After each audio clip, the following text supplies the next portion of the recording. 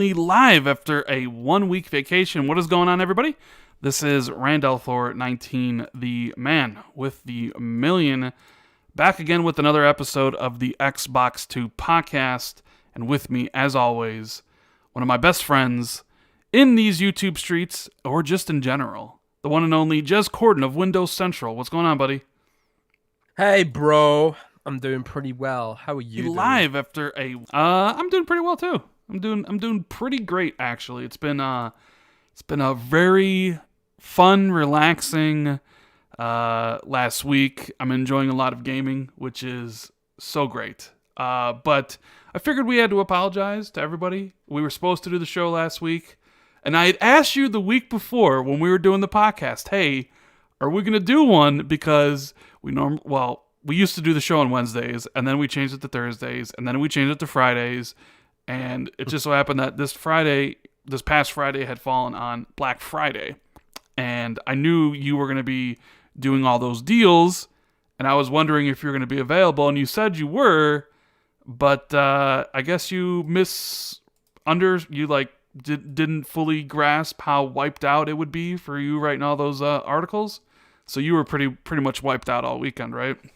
Yeah, I was dead. I was slaughtered, man. I just could not do anything.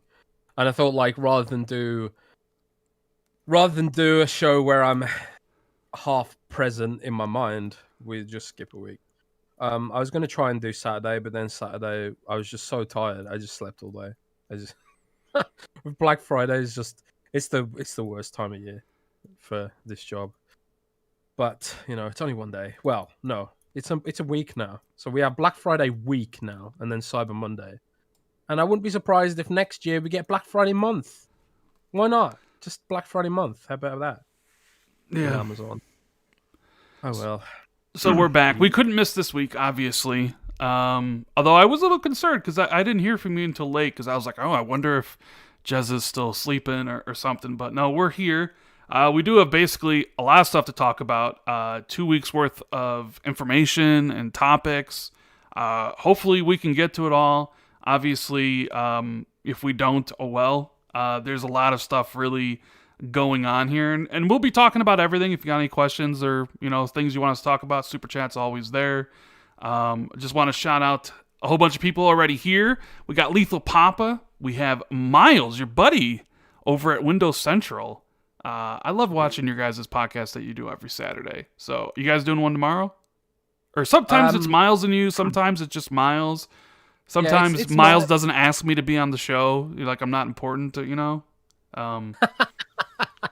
Yeah, it's Miles' show, basically. I show up if, like, I'm not feeling half dead, which is usually the case on a Saturday. But, the channel's doing pretty well. Yeah. How many? I think we got 21,000 subscribers now. Ooh. So thanks to everyone here who supported us and that sort of stuff. I think Miles just put out a video about games we're excited for 2021, and I might be cooking up another Ask Jez Xbox soon at some point. Good. We got a whole bunch. We got the Ashton Luca here, who I've spent a lot of time with recently playing some video games. Jay Stevens, 9 Lives, 2010, Kratopsy, I always probably say his name's wrong, Hazador, the one, the only, the man, the myth, the legend, who does all the timestamps in the comments section after the podcast is over, which is a great service that everybody, if you're watching this later, obviously if you're just sitting back, listening to the show, and you're not really concerned about what we're talking about, because I know people don't like when we talk about video games and what we're playing. They're like, don't talk about that. And it's like, what would you rather have us do? Like, not play any video games like other people are out there, where they just talk about the topics and they don't actually play anything? Would you rather have it be that? Well, like, I don't. So, like, me and Jez, when we originally built this podcast, we said it'd be first and foremost about video games and what we've been playing. And that would be, like, the beginning of the show. But I get tons of messages, Jez, whether it's in the comments of the YouTube videos or actually messages on Xbox Live and even Twitter DMs saying that, could you please not talk about the video games? And I'm like, why don't you please shut the fuck up? You know what I mean? So I didn't know what you mean. he does a great service. If anybody that wants to skip around and not listen to the whole thing, he does a great job. So make sure everybody, say thank you to the one and only Hazador. So yeah, I mean, we got we got a lot of stuff here to talk about. And I figure, since time is short, we got a lot of topics. We're going to get right into it. Obviously, we're going to be talking about Series X update, the PS5 performance outperforming the Xbox Series X, and Microsoft actually responding. BioWare seems to be getting worse and worse. Scalping going on here. Master Chief going to be in Fortnite. Phil's promise to the Xbox community. Microsoft CEO, very focused on gaming. Is Forza Horizon 5 next year? A whole bunch of different topics. And, if you're already here, you're waiting, enjoying the show, don't forget to hit that like button and then share this video out on social media or whatever, because YouTube does a terrible job sometimes of notifying people and subscribers whenever this podcast is live. So that's all going to be coming. We have a lot of stuff to talk about. And I think from Jez's perspective, because he already told me what he's been playing, and it's World of Warcraft, so I don't think the games played segment is going to be very, very long. So we'll get into that really quickly. But first, RDX Master Chief says, it just took weeks to get the PS2 emulation on Series X. I don't think it'll be long before PS3 and PS4 happen. Then we can play Miles Morales on the Series X. Yeah, that'd be interesting. There is a topic we're going to be talking about, and I really haven't kind of thought that far ahead about them emulating the PlayStation 4. Is that even possible? I know PS2 is, happening currently, but I don't think they can even emulate PS3 yet. So maybe hold off on that a little bit. I don't think we'll be playing Miles Morales on the Series X emulated from a PS4 just yet. Sin Vendetta says, Ryan, congratulations on beating Demon Souls Remake. Wish I could have co-op with you and Luca, but happy you enjoyed yourself with the game. Yes, we will be talking about that soon. I did play it a lot with Luca. I pretty much played the entirety of the game with Luca except for the very beginning. So, Jez, before we get into these topics, tell the people what you've been playing these last couple weeks. I've been playing World of Warcraft Shadowlands. Wow, surprise, shocker, amazing. Yeah, so, new World of Warcraft expansion set in the afterlife. Lots of undead and lots of spirits going around. It's been really good so far. Like, I'm not going to talk about it too much, but it's the thing that impressed me most about it so far is that the servers didn't explode. So, like, after 16 years of doing this, Blizzard's finally figured out the technology to not have the servers explode on launch day, which was great, But it's just been really good. Like, I remember last time with the last expansion, loads of people were mad about it and they weren't having fun, and there was a lot of systems they added that just weren't good or that hadn't been tested properly. But this time, like, I've mostly seen positive reactions to it. So yeah, been pretty happy about that. It's nice to get back into WoW with my clan. Very social game round. Very social game. The only socializing I do, except for this podcast, really. Which is kind of sad, but, I just find that funny. Like, yes, I play World of Warcraft so I could talk to my friends, is essentially what you're saying. Yeah, pretty much. I'm in a clan, like a guild. And been playing with them for, like, years at this point. And, it's kind of like, if you got a D&D team and stuff like that, you always play with them, the campaigns last for ages. Similar to that, I guess. There's just no game like WoW that gives me that sort of sense of community. All the other, like, free-to-play MMOs and stuff, they just don't seem to be as good at that aspect of the game as well. Even though WoW, like, isn't as good as it used to be at that aspect of the game, but it still feels miles ahead of other games in that space. But it's less of a game for me and more of a hobby at this point. And if I want to empty my head after a hard day writing stupid Black Friday deals, that's what I play. There's no better game for it. Mm-hmm. Yeah, that's pretty much all I've been playing. Other than Star Renegades. Is that the name of the game? It came out recently on Game Pass for console, even though it was on PC before. It's like a RPG. Yeah. It's like a roguelike RPG or something, right? With some cool, like animation and cool art style. look like? Yeah, it's like man, it's kind of hard to describe. It's got like this pixel art style that's sort of reminiscent of Final Fantasy VI maybe and stuff like that.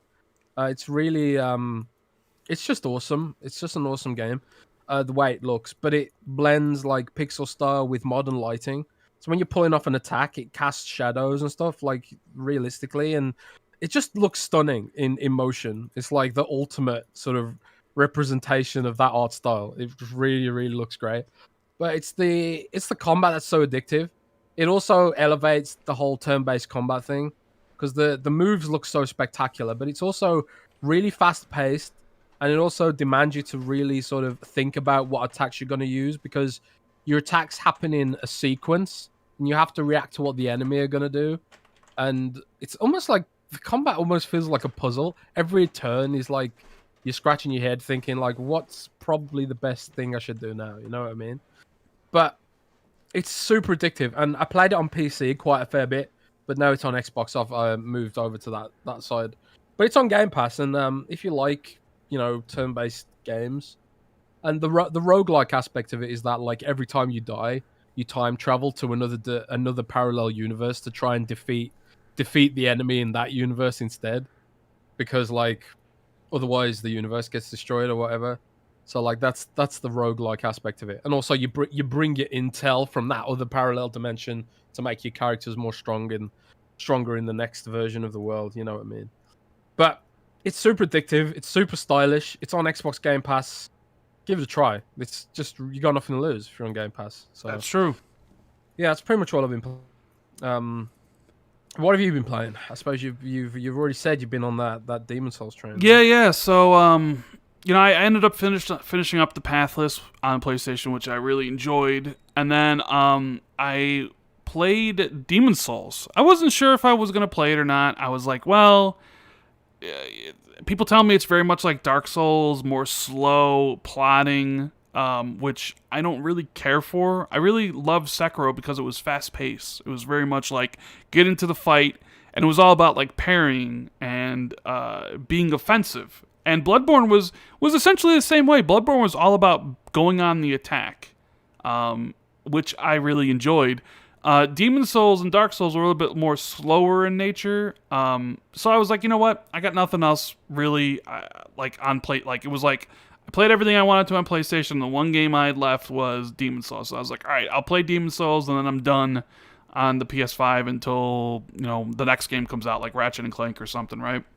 So I played the first section. I beat the first boss, and one of the things I'll say about the game is it is visually ridiculous. One of the best looking games I've ever seen. And it's also a game that has two modes, obviously quality and performance. And once again, I can switch back between both of them. And I do not understand how anybody plays any of these games in 30 frames. Like I don't understand how someone could sit there and flip through it and try to play that game at 30 frames and then flip to it at 60 and being like, yeah, you know what? I'm going to play it at 30 frames. Like, I tried it in all these games, flipping back and forth. 30 frames feels like trash after you've been used to 60 frames. Dude, it's like, you have to remember, these games got popular on 30 frames. I know they did, and like, that's one thing people are accustomed to 30 frames because, and I think you've even said this, we've essentially, the last generation or whatever, you're on these really crappy CPUs that really couldn't do that. So the vast majority of games out there were all 30 frames, especially the open world ones, right? And then, Call of Duty runs at 60, but now that the vast majority of these games coming out have performance modes or just run at 60, it's like I never want to go back to 30 frames ever again. Like this whole generation, even though it hasn't even been a month yet, has essentially spoiled me. Like I can't go back. Like I need 60 frames in virtually every game I play, and I need these fast load times. So I know there's talk about disappointments, and I don't know if you saw the Forbes article, which we'll talk in a little bit, but 60 frames all the way, baby. I don't know how you could choose otherwise. Like, the game looks better in, quality mode in 4K or whatever it is, but the visual, losing the frames isn't worth the visual upgrade, or isn't. It's not like that drastic of a difference. Like, sure, I can tell looking at my TV when I switch between both modes that yeah, it looks better in the quality mode, but I can't give that up to sacrifice the frames. And I know this is like the PC Master Race has been talking about this for a long time, and I get it. And I've always, even when the One X came out, I was always someone who basically said, we need 60 frames on next gen. Because you get those games that come out and it's like 60 versus 30, and it's like, I need 60.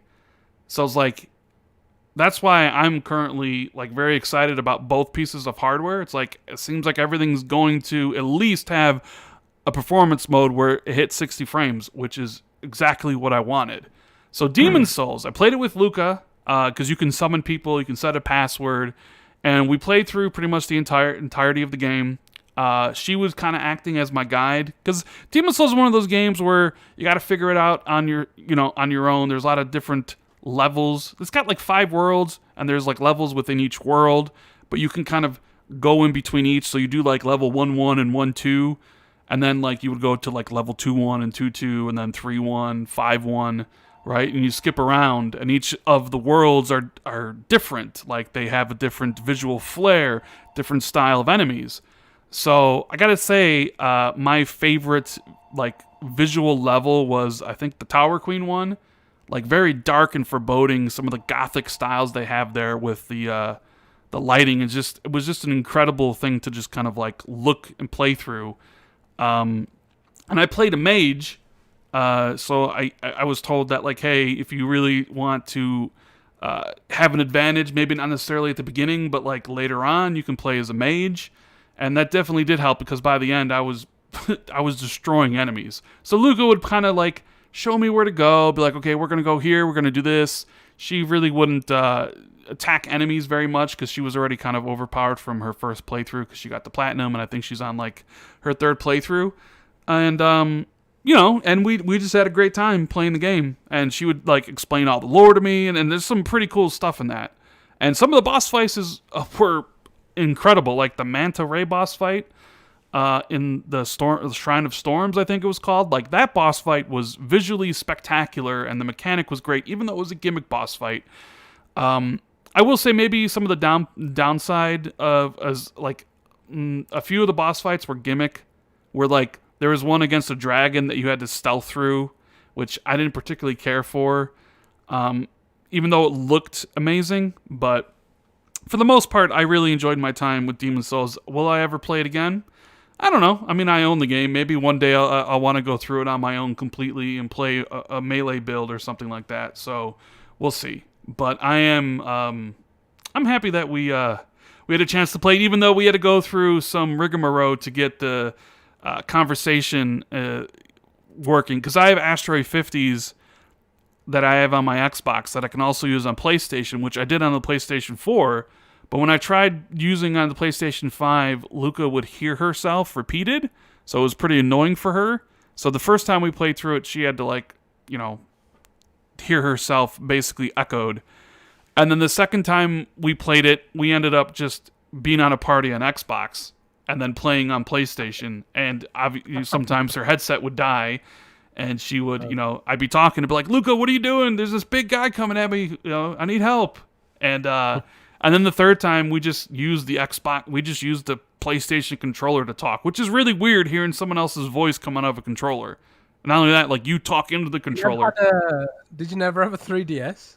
No, I didn't. You really asking me if I had a 3DS? Oh man, come on! It's part of me just thinks you pretend to Nintendo to act cool, and then secretly you go to bed and you cuddle your Mario plushie and you tend your crops on Animal Crossing like that. That's what I think you secretly do sometimes. No. Am I off the mark? No, you're completely off the mark. I've owned I never owned a 3DS. It's just really weird. So that's Demon's Souls. I gotta give a shout out to Face. He had super chat and said, "Hey, what's up, Brandon Jez? Are you guys surprised of how things turned out with the PS5 for Series X performance so far?"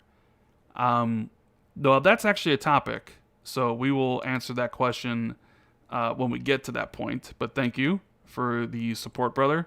And we have one from Shibi's Inevitable. First time catching you live. Keep up the great content and streams. Well, thank you. Thank you for checking out the show.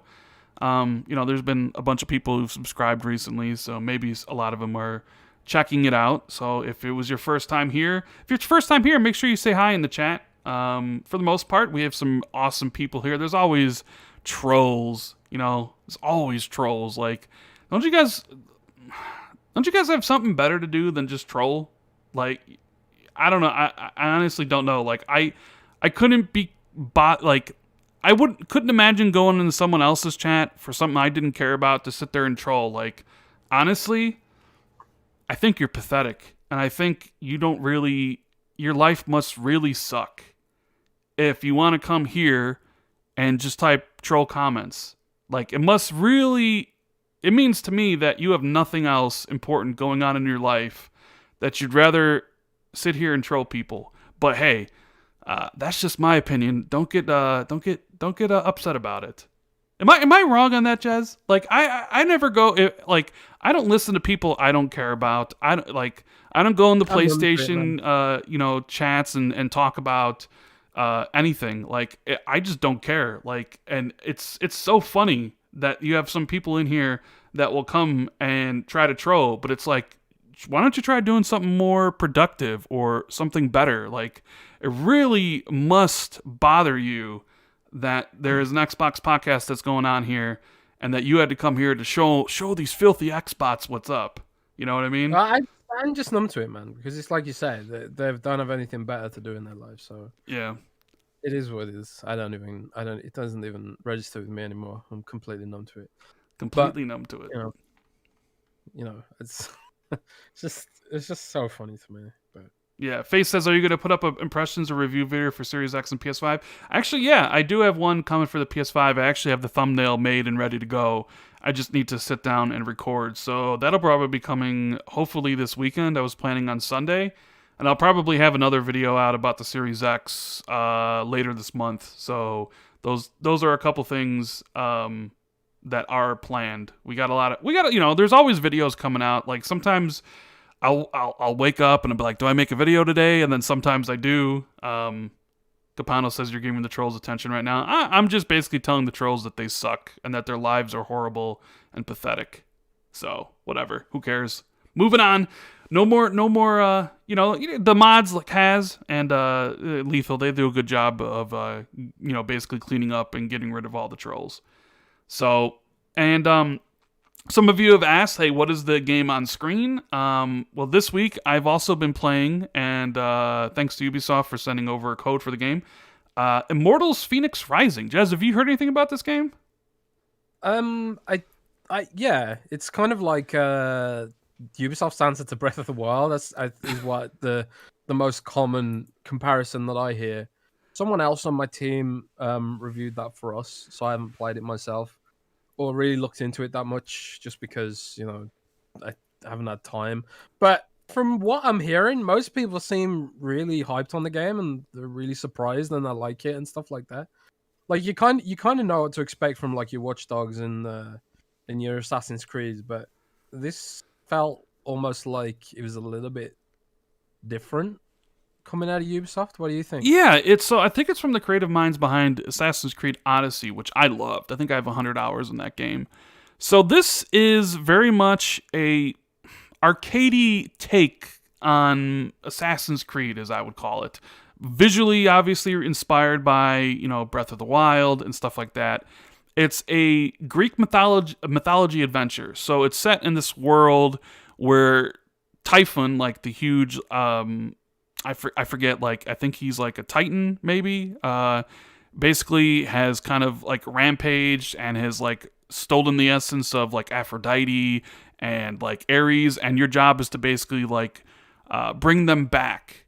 And while you're playing this game, it's being told, or at least narrated, by Prometheus and Zeus. And the funny thing about it is, as I was playing, I noticed Prometheus's voice sounded very interesting to me, and I thought to myself, I know this guy. And sure enough, in one of the reviews I read, they said, hey, you might recognize this guy. It's Adam Jensen from Deus Ex. And when I was sitting Oh there listening wow! to it, I'm like, yeah, if he really just said, I never asked for this, it totally would be him. It totally would be him. So this game, so the story is being told by Zeus and Prometheus, and it's supposed to be kind of in your face, and they go for a more comedic angle, and sometimes it works beautifully, sometimes it really doesn't. But it's your core Ubisoft game, right? You have a very beautiful open world. You have like 4 main areas, and each of the main areas look different.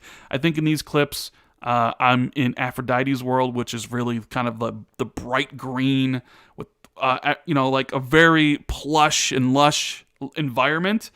So it looks great, and the combat is actually fun. It's really arcadey. You have your light attack on right bumper, heavy attack with an axe on right trigger. You have like different god abilities where you can bring down a heavy hammer, or like spears come up from the ground.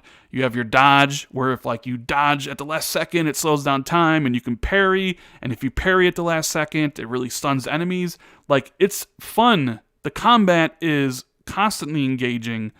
And unlike a lot of other Ubisoft games where you may have to travel long distances to get to something, the way this map is, and it's condensed, you can kind of see everything because the draw distance is very like large, but like there's always something to do within a few steps of everything else. Like, oh, there's a chest that will give you upgrade abilities, and there's enemies to fight.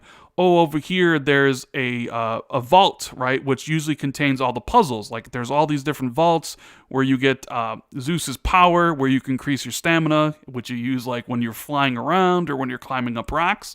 And each one of these vaults is kind of a puzzle, and the puzzles are actually really cool. It's not like in Batman or like Assassin's Creed Valhalla where you like hit the the R3 button, right? R3, and like everything, it kind of scans the area, and things that you can interact with kind of glow a different color.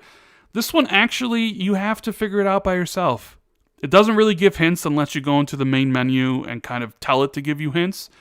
It's a game where you have to solve it yourself without any hints from the game itself, and that's kind of refreshing because most games nowadays, it's like I mentioned, you hit the button, you scan, you can see what you can interact with. So the puzzles are actually really cool, and they build upon the complexity. At first, you're just kind of dragging around rocks, getting them into like kind of like little pits to open up the next area, and then they get a little bit more and more complicated. So I'm surprised by the overall polish of the game. I'm running in a performance mode on Series X, running at 60 frames. The story is kind of, it's just really light and cute, and I really enjoyed the Greek mythology, because like they kind of delve into it with you not knowing anything about Greek mythology. So they kind of explain who the gods are and some of the great myths around that pantheon.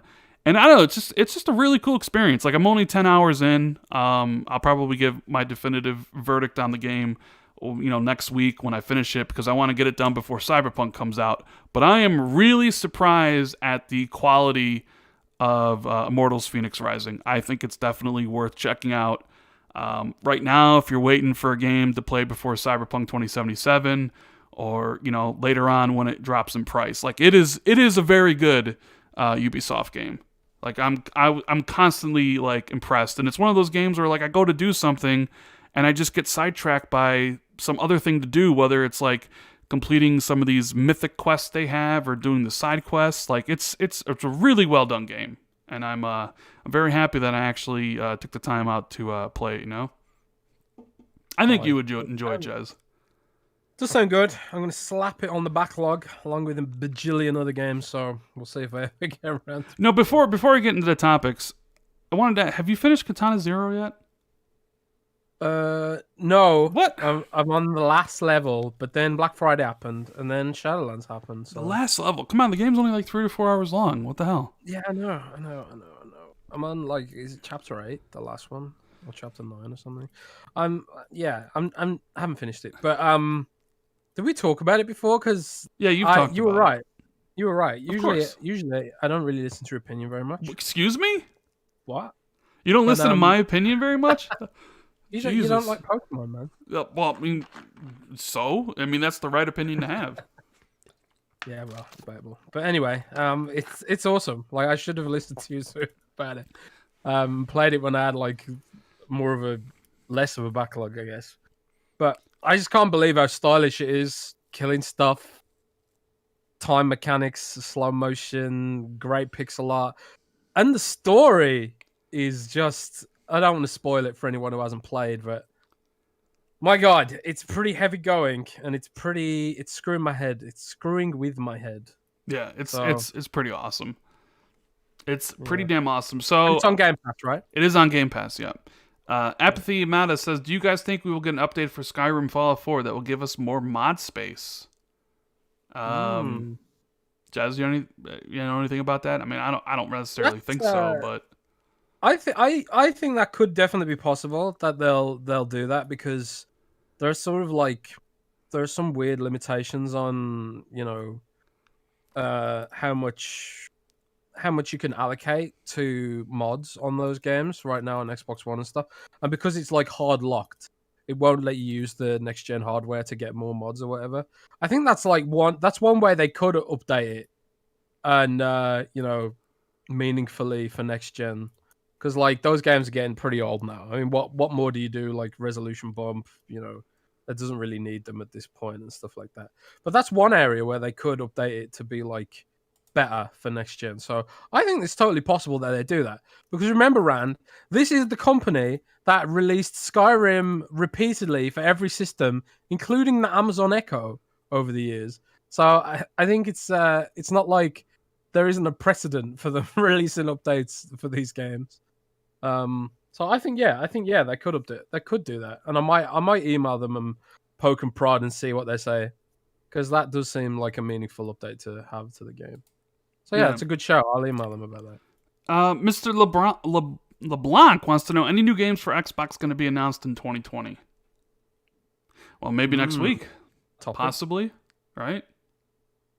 Yeah, we got the VGAs coming, right? Yeah, I mean, there's a good chance stuff will be announced next week. Maybe I might have a video out about what I think could be there tomorrow, but we'll have to wait and see. If not next week, then obviously not. I really do think next week, though, Jazz.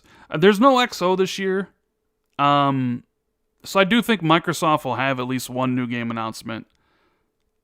Phil Spencer is going to be sitting down with Jeff Keighley, I think, before the show. So I do think there's a good possibility there is a new game that gets announced on Thursday next week. As for what it is, I don't know. Could be anything. Anyways, Killer ZA says, will Microsoft Xbox ever get the Activision COD deal back? And or will they get an exclusive Battlefield 6 deal with EA? Xbox is missing out. I believe Xbox has had the Battlefield deal for a couple years, ever since Activision has gone with COD. I don't think they never do these kind of aggressive deals like what Call of Duty has. Yeah, they have like marketing and they put like Battlefield on Xbox or whatever, but they never do like exclusive DLC or time DLC or anything like what the kind of thing we're seeing with COD, the kind of thing we saw with Destiny. And will they ever do that for Xbox? I think not. It's not a case of money. It's a case of philosophy. Phil just doesn't want to do that. He doesn't want to cut those kind of deals anymore. And even though, like, to some extent, I agree that it's pretty bad when PlayStation can literally sit there and say, well, Call of Duty is better on PlayStation, and here's some empirical evidence to go along with that. It's kind of bad because it's one of the biggest franchises of all time, and even though I don't really care for it, millions and millions of people do. So what do? Do you give Activision loads of money and accept the markup on that? Because Microsoft would have to pay even more than what Sony's paying for it. And do you pay that money, or do you put that towards making your own games and your own exclusives? So I don't know. It depends what you think, because it's not like there's like an infinite wellspring of cash that Microsoft wants to allocate to this stuff. I mean, they could, but they don't necessarily want to. So would you rather have that money for exclusives games and hiring people into your portfolio, or would you rather send it to Activision so Bobby Kotick can buy a new yacht? It's literally, marketing money is literally going nowhere. You're giving Activision free money to give to their shareholders so they can buy like an extra gold toilet for their mansion and stuff like that. It's kind of disgusting when you think about it. So I personally wouldn't want Microsoft to waste money on these kind of deals because Activision can go fuck itself. Well, yeah, well, to answer that question about will Xbox ever get the rights back, I don't think so. I think Call of Duty and Activision are interested in partnering with whoever is essentially the leader or the market leader. Now, maybe that changes. Maybe in 8 years, xCloud takes off and Xbox as a brand is bigger worldwide than PlayStation because of it, which I doubt happens, but you never know what the future holds. Maybe then. But I mean, like, Microsoft had the deal when they were number one, at least in the US, right? Like, back during the 360 era, Microsoft was dominant, especially over the PlayStation 3, and it made sense. But hey, PlayStation 4 came back, and they sold more, and Activision partnered up with them, and Sony isn't like Jez said, isn't like Phil, where Phil's like, I don't want to lock people out of content. They're more than willing to lock people out of content. That was part of their whole strategy with the PS4. Like Destiny, you wanted the complete Destiny experience, you needed to be on PlayStation. Same thing with Call of Duty. Like, they went after essentially Microsoft's market that they brought up on the 360 and then tried taking that away from them. And it worked for the most part, and they're still doing it. Although Activision's model with Call of Duty has changed. Like, it used to be a map pack every 3 months with 4 maps. Now, because of the way shooters are and because of the free-to-play market, everything has to be free. Like, there has to be the same amount of maps and everything for all, platforms, right? So what do you give? We're now in Battle Pass land. Yeah, so it's like... Sea of Thieves has announced it's getting a Battle Pass. Yeah, Sea of Thieves getting the Battle Pass and getting seasonal updates, and they just announced that their 2020, they had like 11 million players join, like, just that year. So Sea of Thieves, after the rough start, seems to be really finding its footing. And they said that PUBG of 2021? You ended up being right. You just were off on the year, I guess, right? Because you can imagine now, I bet you Sea of Thieves probably has more players than PUBG at this point, right? Yeah, maybe. Right? If you count PUBG on mobile, probably not. Yeah. Well, PUBG on Xbox, maybe. PUBG and probably on consoles, period.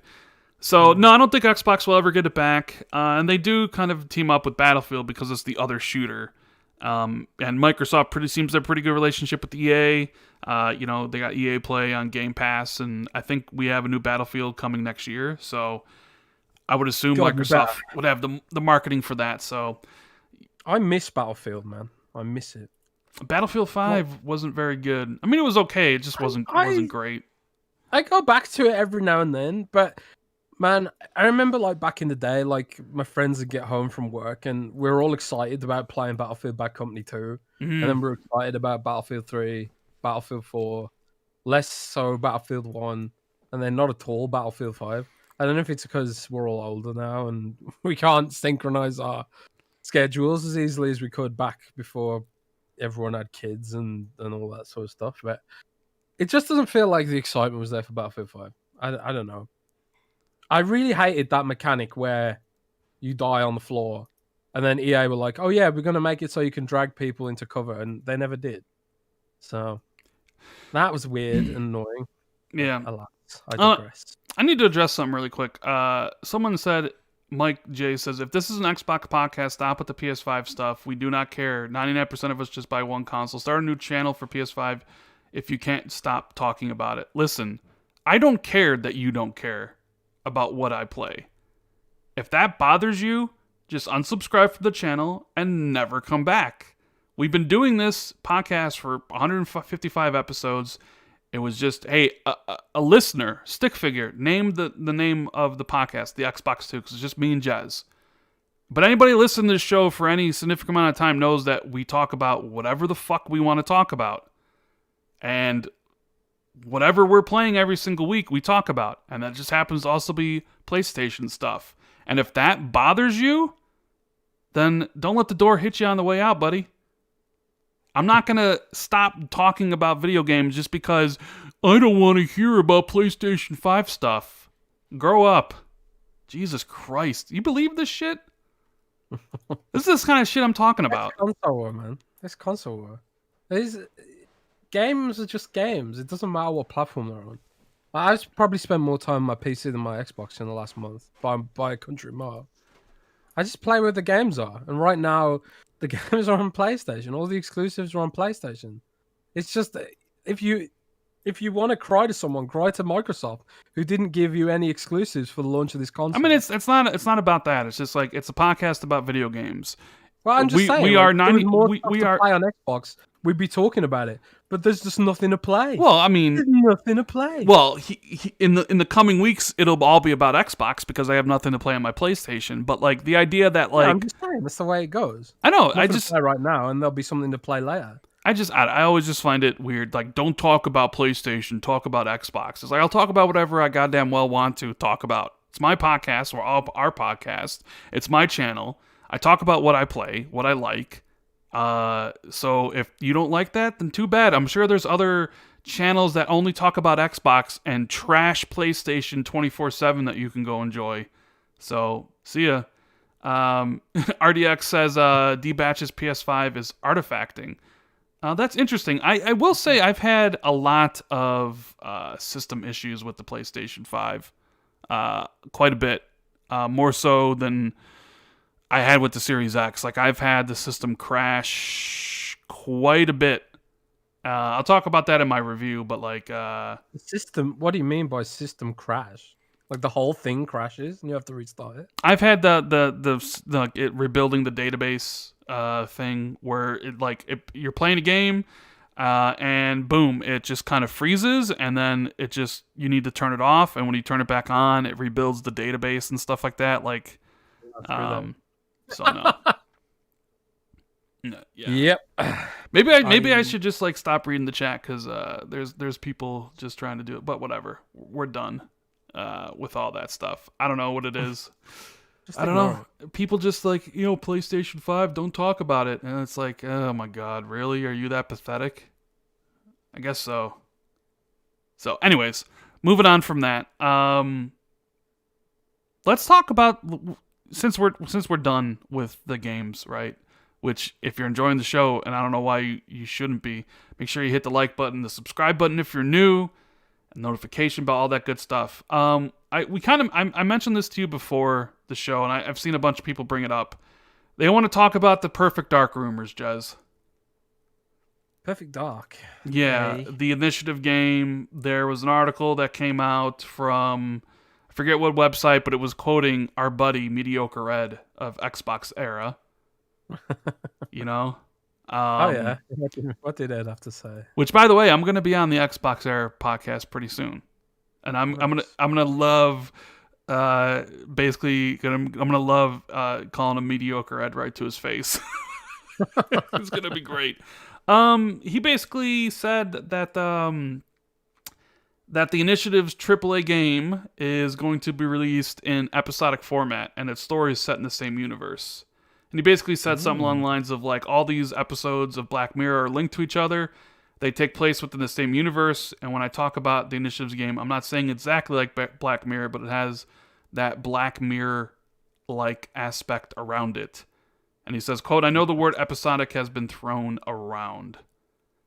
So, and he thinks that when it gets announced, I don't think the internet's going to react very well. This is going to be bad. A level of bad where people give up on Xbox Game Studios. Fanboys are really going to get upset.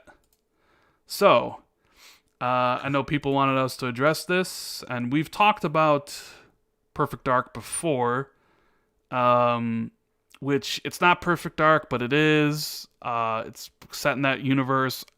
Like, I don't know what the thing I know about the game, and I know this for a fact. Well, I shouldn't say that because I don't know anything for a fact, but I had heard that it was a third-person stealth action cyberpunk game, right?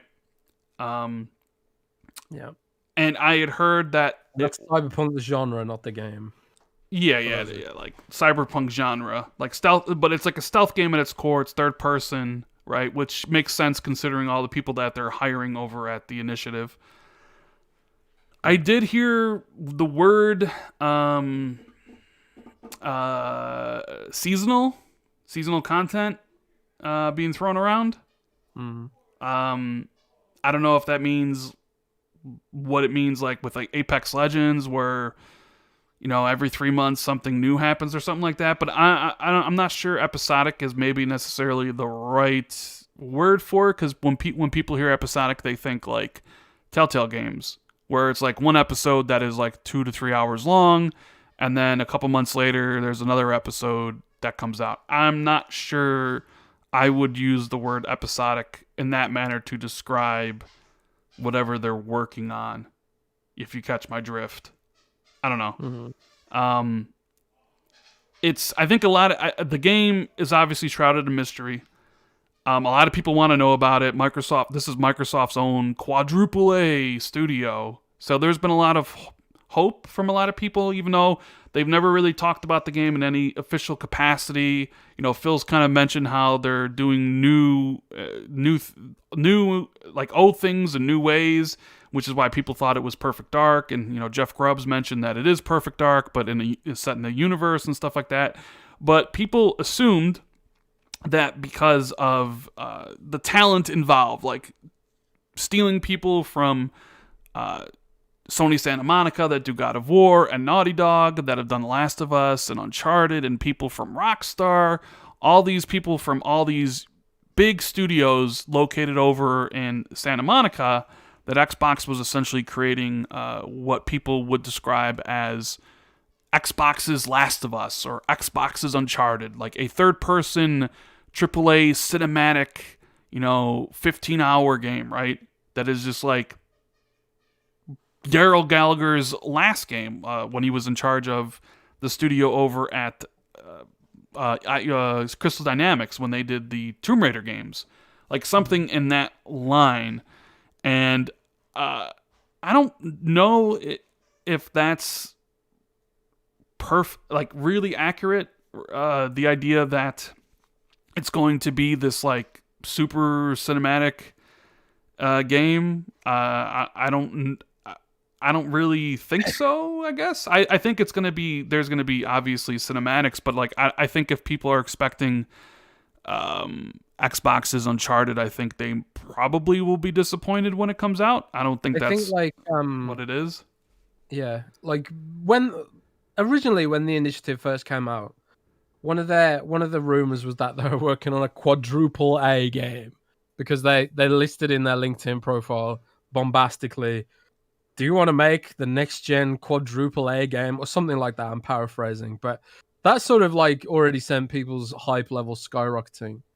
But like from what I've been hearing myself more recently, and to be fair, they're completely on record about this, is that they want the initiative to be a smaller, more nimble studio that like isn't necessarily going to be, the sort of the studio that makes the God of War killer, quote unquote, or the Last of Us killer. That I don't think this studio is going to be that. I think they're going to be working on experimental formulas similar to like what Special Ed's saying, and what you were saying.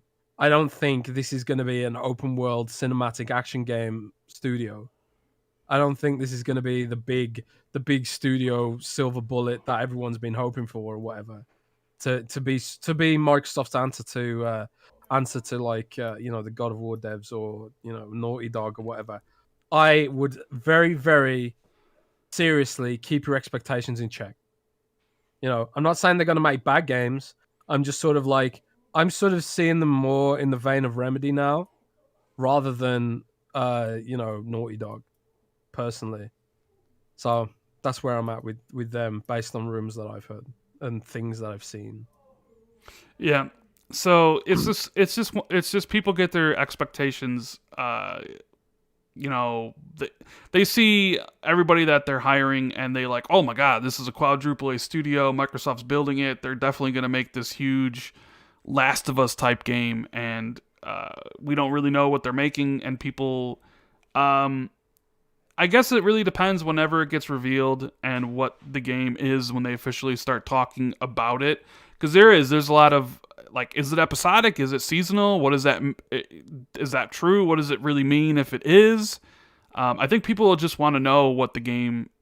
They want to know what the game is, and then what like all that stuff is about. So maybe we see it at the VGAs on Thursday, and maybe they start talking about it more openly.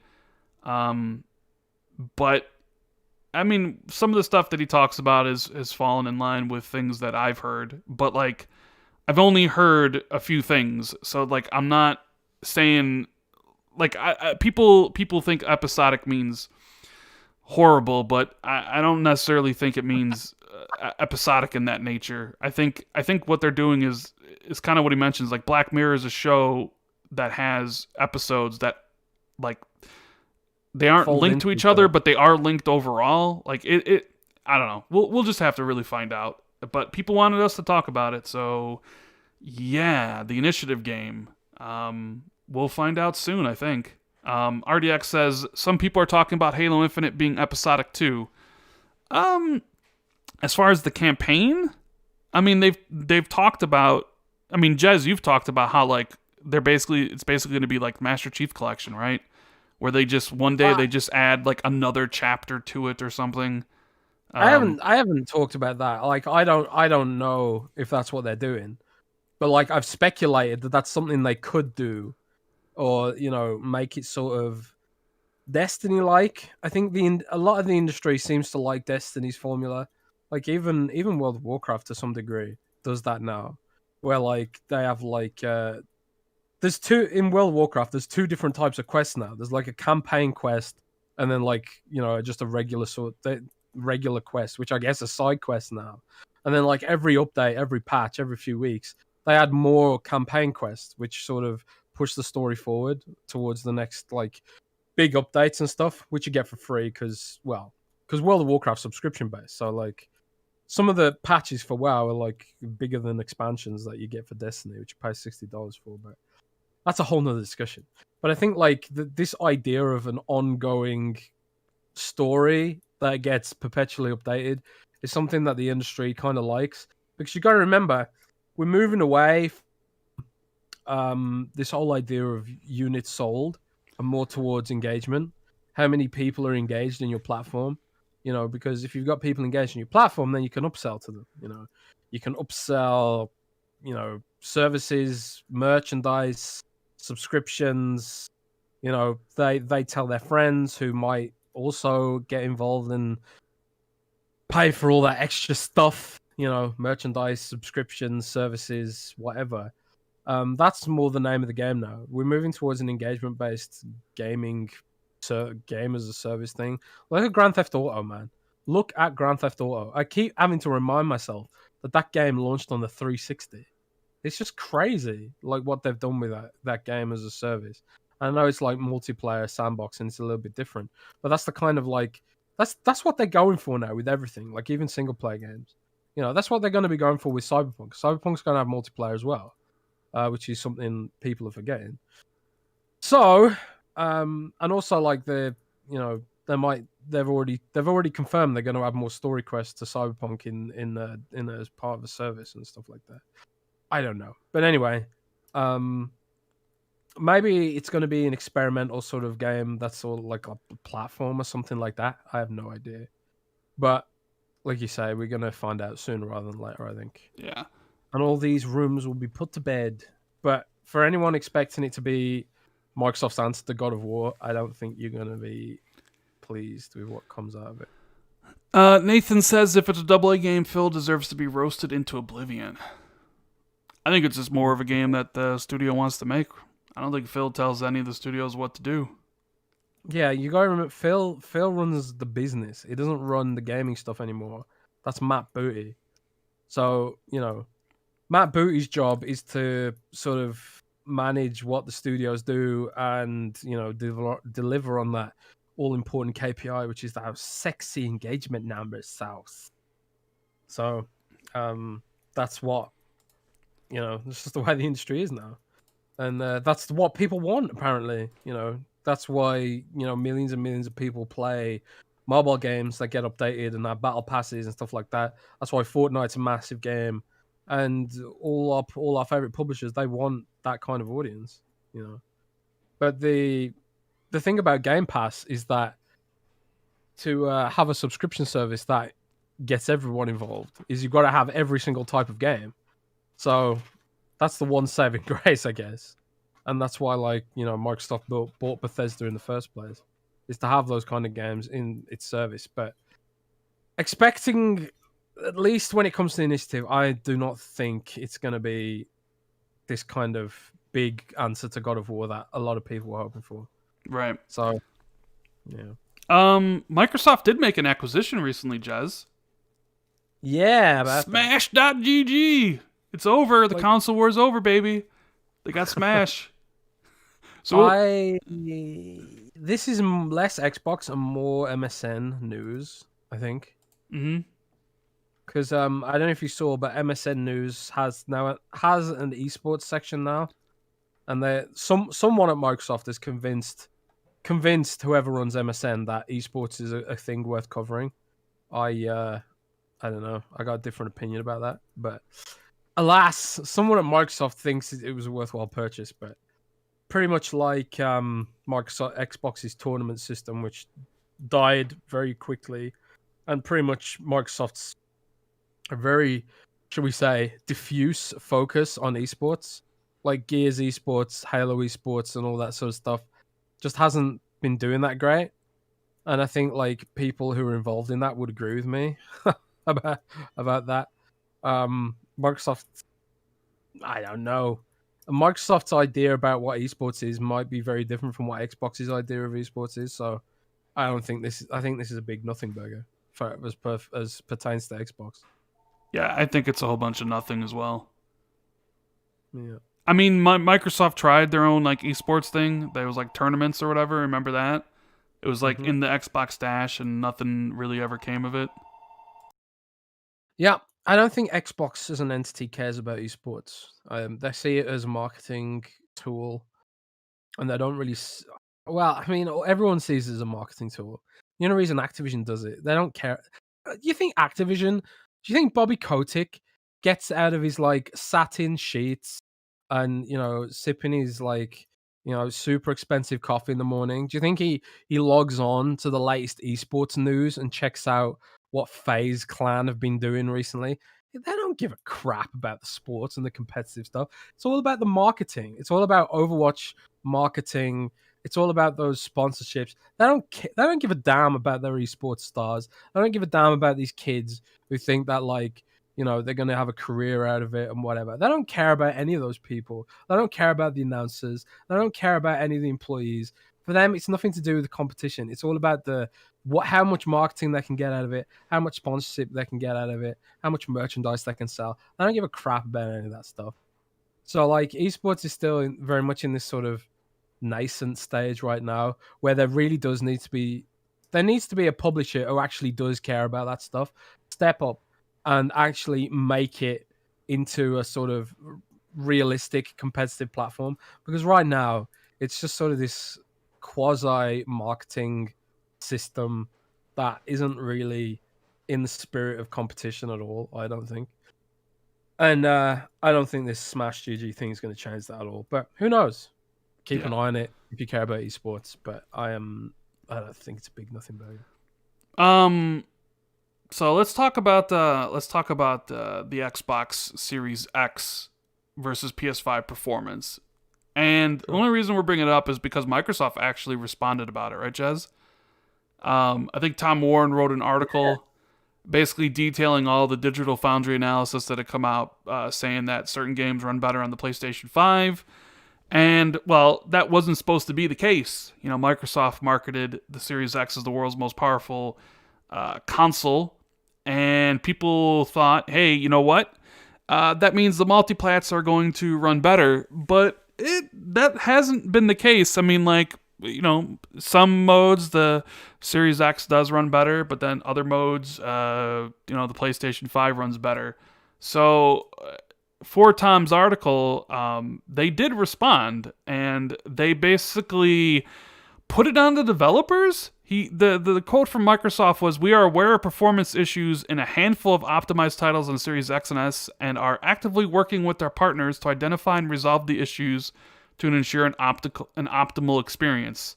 As we begin a new console generation, our partners are just now scratching the surface of what next-gen consoles can do and minor bug fixes are expected as they learn how to take full advantage of our new platform, and we are eager to continue working with developers to further explore the capability of Series X and S in the future.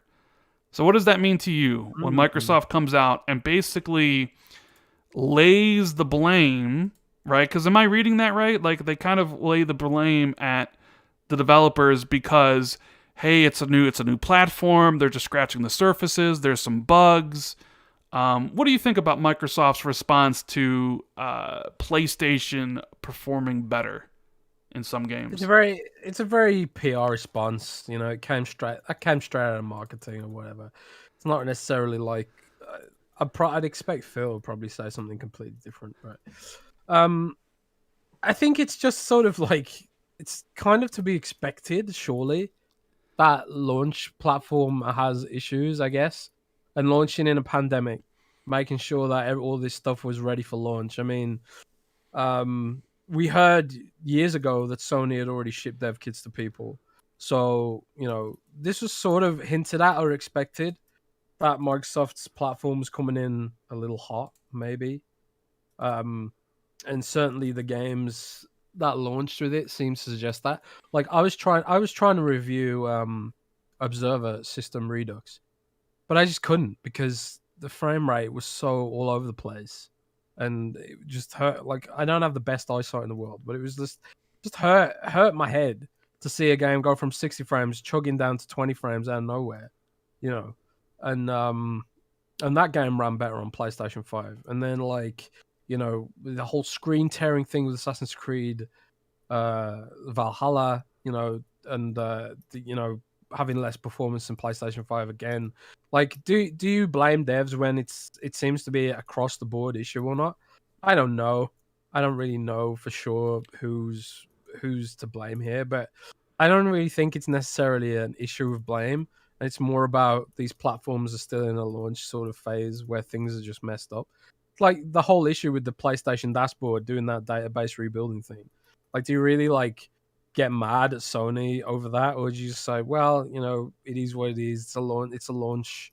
It's a launch phase, and it's gonna happen. You know, when we're launching stuff in the middle of a pandemic, and you're doing your Q&A testing from remotely, and you can't like oversee things properly and that sort of stuff. I think like we're gonna see this repeatedly for a while. I wouldn't be surprised if it's the same story with Cyberpunk next week, although I'm sure Microsoft are probably all over that to make sure that doesn't happen. But um but the real truth is that the mathematical reality is that the Xbox is more powerful. It's just about like, is the software up to stuff? Are the drivers optimized properly? Are the dev tools easy to use and easy to understand? You know, and stuff like that. It's sort of those sort of issues, and I think like if you're someone who really gets upset about the couple of frames every minute you might lose about it, then you know I can't help you. But it is something that there is something to be said about the fact Microsoft advertises as the most powerful platform, but has yet to be able to demonstrate that. Because even with the update, like it's not like the difference between Assassin's Creed Valhalla across the different platforms is so wildly different between the two. Is that fair to say? I don't know. Well, I How mean, do you define the most powerful platform, really, I mean, when Microsoft has nothing to demonstrate it? I mean, people will obviously. It's become a meme now, but it's all about the tools, right? Like the different tools that each platform has, and I mean, I know you've heard it. I've heard it forever. That game, like, it's just easier to work on PlayStation 5 than it is on the Series X. I mean, you've talked about on the podcast about how they went from what GD or era to GDK or something. How they, Yeah, Microsoft have put a huge emphasis on the future with the Xbox Series X. They're future proof in everything, which means that essentially they're working with tools that aren't fully finished yet, because they want to have a system that will last the whole gen and not have to have a mid-gen upgrade at some point. which is interesting because we did see the PS5 Pro trending on Twitter, right? Yeah, What So is that about? I mean, it's basically like I think somebody discovered some patents that were filed last year, and I think I saw like Jeff Grubb and some other people like make fun of one of the websites T3 that wrote an article with one of those like clickbait headlines like the PS5 Pro with 2 GPUs is the death blow Xbox Series X didn't see coming or something like that, right? Where like, and then like Jeff Grubb tweeted something like, "Hey, when you've been making up all these ridiculous stories about next gen, and then next gen is finally here, like, what are you gonna make content about?" And it's just like, just keep it going. The PS5 Pro is coming. You know, even though nobody can get the PS5 right now, there's a mid-gen upgrade coming real soon. And I do wonder if like Microsoft is like, we know for a fact, Phil's talked about it, like, they waited longer than PlayStation to get the full RDNA 2 feature set from AMD. Phil's mentioned that Sony hasn't really come out and said otherwise, so one would assume if Sony did have all the full RDNA 2 feature sets, not saying that they don't have custom variants of whatever AMD has, but if they did, Sony would come out and say, you know, that that's not true, that's false. And they, you know, Phil said that because of that, you know, their dev kits were a little bit later, their tools aren't as mature, and that's one of the reasons why they weren't able to produce as many. So they're banking on a year from now, 2 years from now, and for the rest of the generation, when developers come to terms with the tools and all the RDNA 2 features, that essentially the Series X will be essentially a level beyond the PlayStation 5, I think is the thought, right? That it'll be way more, like they expect the discrepancies between the two consoles to become more apparent as time goes on. So like as of right now, yeah, the PlayStation 5 is running games better, but a year from now, 2 years from now, that won't be the case. At least That's what they say. You know, that's what they would want, right? Or Still, that's what they're planning who, on, I guess. Yeah, but still, if you are someone who looked at the spec sheet and looked at the marketing and Microsoft saying this is the most powerful console, and then it's not on when it comes to like reality, I can see why someone might be annoyed about that. Mm-hmm. So, but it just shows that, you know, there are more complex things at play than simply here's two tables and the Xbox, you know, on paper is more powerful. But at some point you have to reckon with reality, and if in a world where both platforms have the same level of polish in their dev tools and stuff like that, the Xbox Series X should outperform the PlayStation 5. Like, there's literally no reason it shouldn't. Like, unless something is drastically wrong that someone somewhere has overlooked. Like, if these were PCs, there'd be no question about it. You know. Alas. So I guess one of the other questions that we were asked earlier is: are you surprised by all this? Are you surprised that if it was 6 months ago, did you think everything would run better on Series X, and therefore you're surprised that, you know, essentially, I think they did an NBA 2K analysis today, Digital Foundry, and they found that it runs better on PlayStation 5. Like, is that surprising to you, or is it just kind of commonplace at this point now? I am surprised about it. Like, I'm not gonna lie, it surprised me because if you have a PC gaming mindset, like I said, there's no reason why that the PlayStation should outperform the Xbox. But you can't really have a PC gaming mindset about this because they're not the same. They're not using off-the-shelf parts. They're not using off-the-shelf software. They're not using the same drivers. They're not using the same dev tools. It's like a completely different environment between the two. So I had put a lot of faith in Microsoft to be able to make good on their promise that the Xbox would be more powerful. I had a lot of faith in their ability to cater to devs and have those dev tools ready and stuff like that. But there's no other way. There's no other way to cut it. They didn't deliver. You know, like, what do you want? Do you want? I can't. There's a point where you can't apologize anymore for Microsoft. They didn't deliver. They said it'd be the most powerful console, and they didn't deliver. What do you want? Lies? It's plain to see. You live by the truth. You live by Digital Foundry. You die by Digital Foundry. And Digital Foundry's proven that the games aren't performing as well on Xbox right now. That might change in the future, but right now they are marketing that thing as the most powerful console, and it ain't. So, what do you do? What do you say to that? What do you say, Rand? What do you say? I mean, you say, I don't know. Honestly, I'm not that surprised. I think I mentioned it before. Like I think it's a problem for Microsoft eventually if they don't get this worked out. If their bet on AMD and RDNA 2 stuff doesn't pan out like they think it'll pan out a year or two from now, then I think that becomes an issue for them and their marketing. But today, this is happening now. When, I know it's happening now, but like nobody can buy a console now. So, and I don't think it really matters too much right now in this moment, right?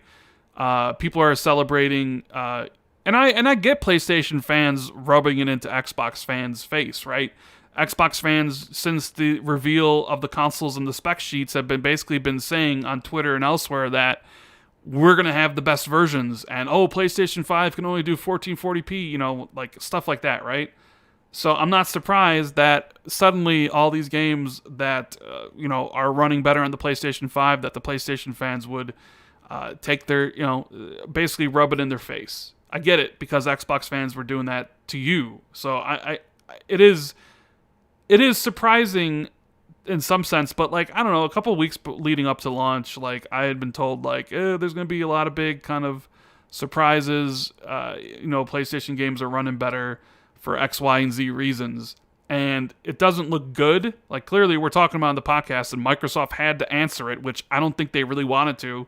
And then essentially they threw their developers on their bus by saying, well, it's a new platform, and devs have to come to terms with it and stuff like that, and we're working with them. And it's like, I don't think that's what they wanted when they originally set out and envisioned we're going to make the most powerful console. Like, they were hoping that Digital Foundry would show off all these games and that the proof would be in the pudding.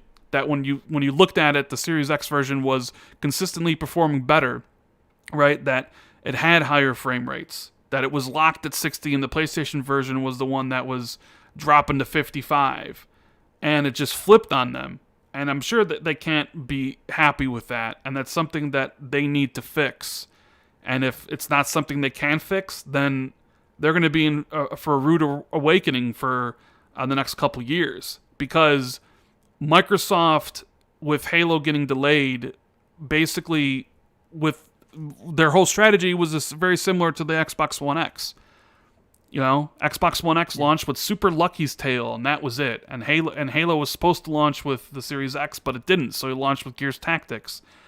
And the whole idea was like, well, you remember E3, the year the One X was announced, or it came out, like 2017? They handed out signs to fans with the little billboard thing that said, that said plays better on Xbox with the arrow pointing to it. You remember that? Yeah, I think it was E3 2017, so like the fans would go around and they'd stand next to Call of Duty and it would say plays better on Xbox, because that was the whole angle, was like the Xbox One X is the most powerful and every third party is going to be more powerful here. That was kind of the same strategy that Microsoft was employing for this launch, except it didn't happen, or at least it's not happening now. Could the script flipped, and a year from now, 2 years from now, when it's all just next-gen games come out and Series X is outperforming the PlayStation 5?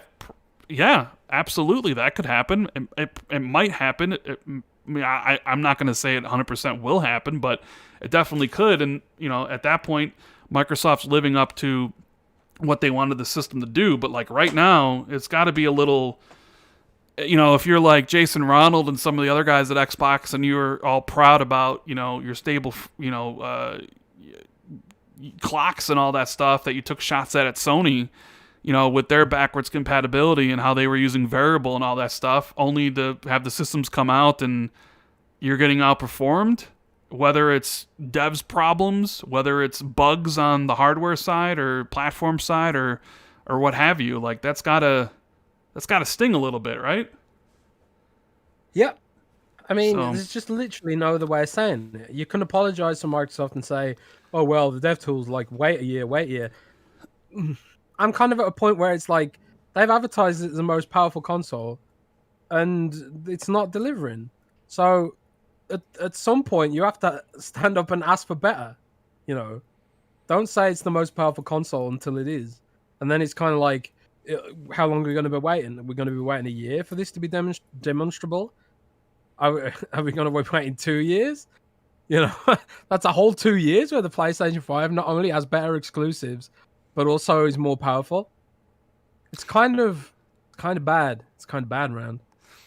yeah, You know, I've literally written about like the fact that consoles are the same price, where the Xbox is more powerful. That's pretty impressive on Microsoft's part, but it ain't. It ain't delivering on that promise of power.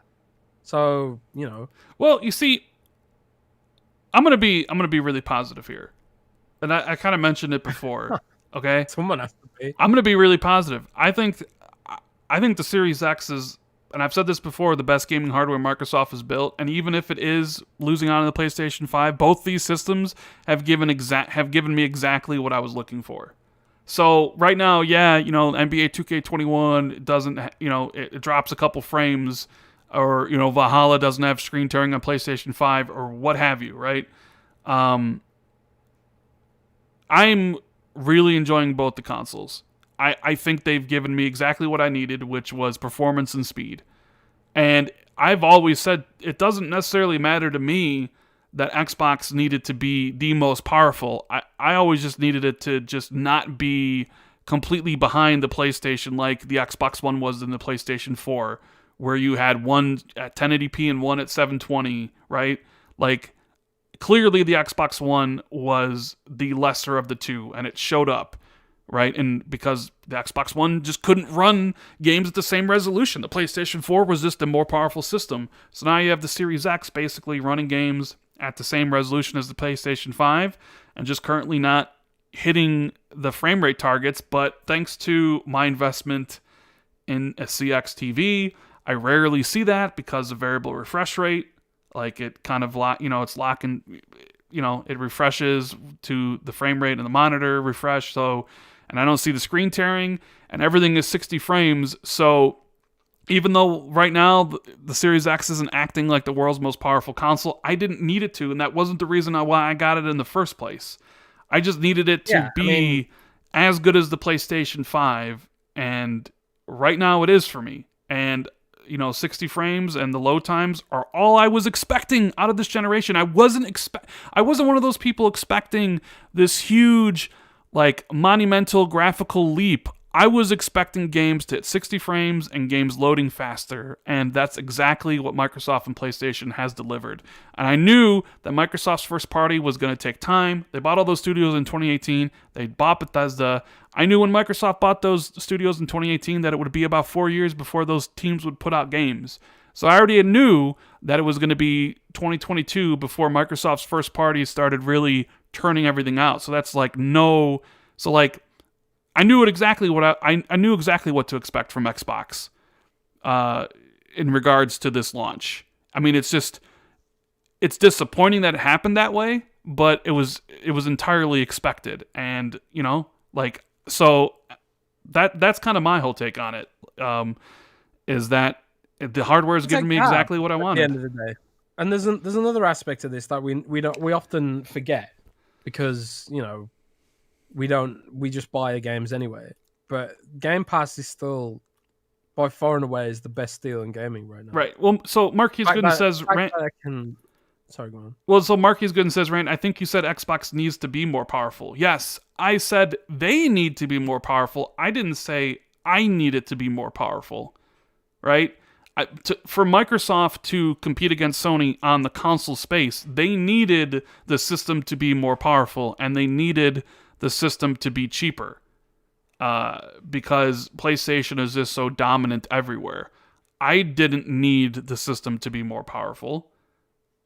I just needed the system to be just as good as. I'm not somebody that's been basically going on and on about like resolution and power this entire time. My channel's not focused on that. I don't really put out tech videos, and when I do, it's essentially just like, okay, what do any of these terms mean? Because I don't understand it all. I just wanted everything to be 60 frames, and that's exactly what I'm getting.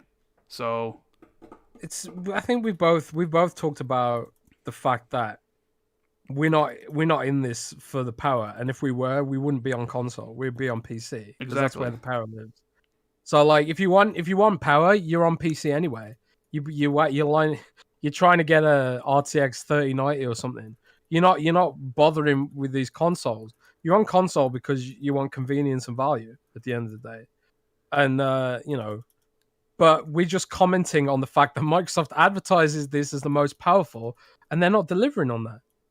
That's merely what it is. You have to remember that there are times to be analytical, and there are times when you talk about what you personally care about.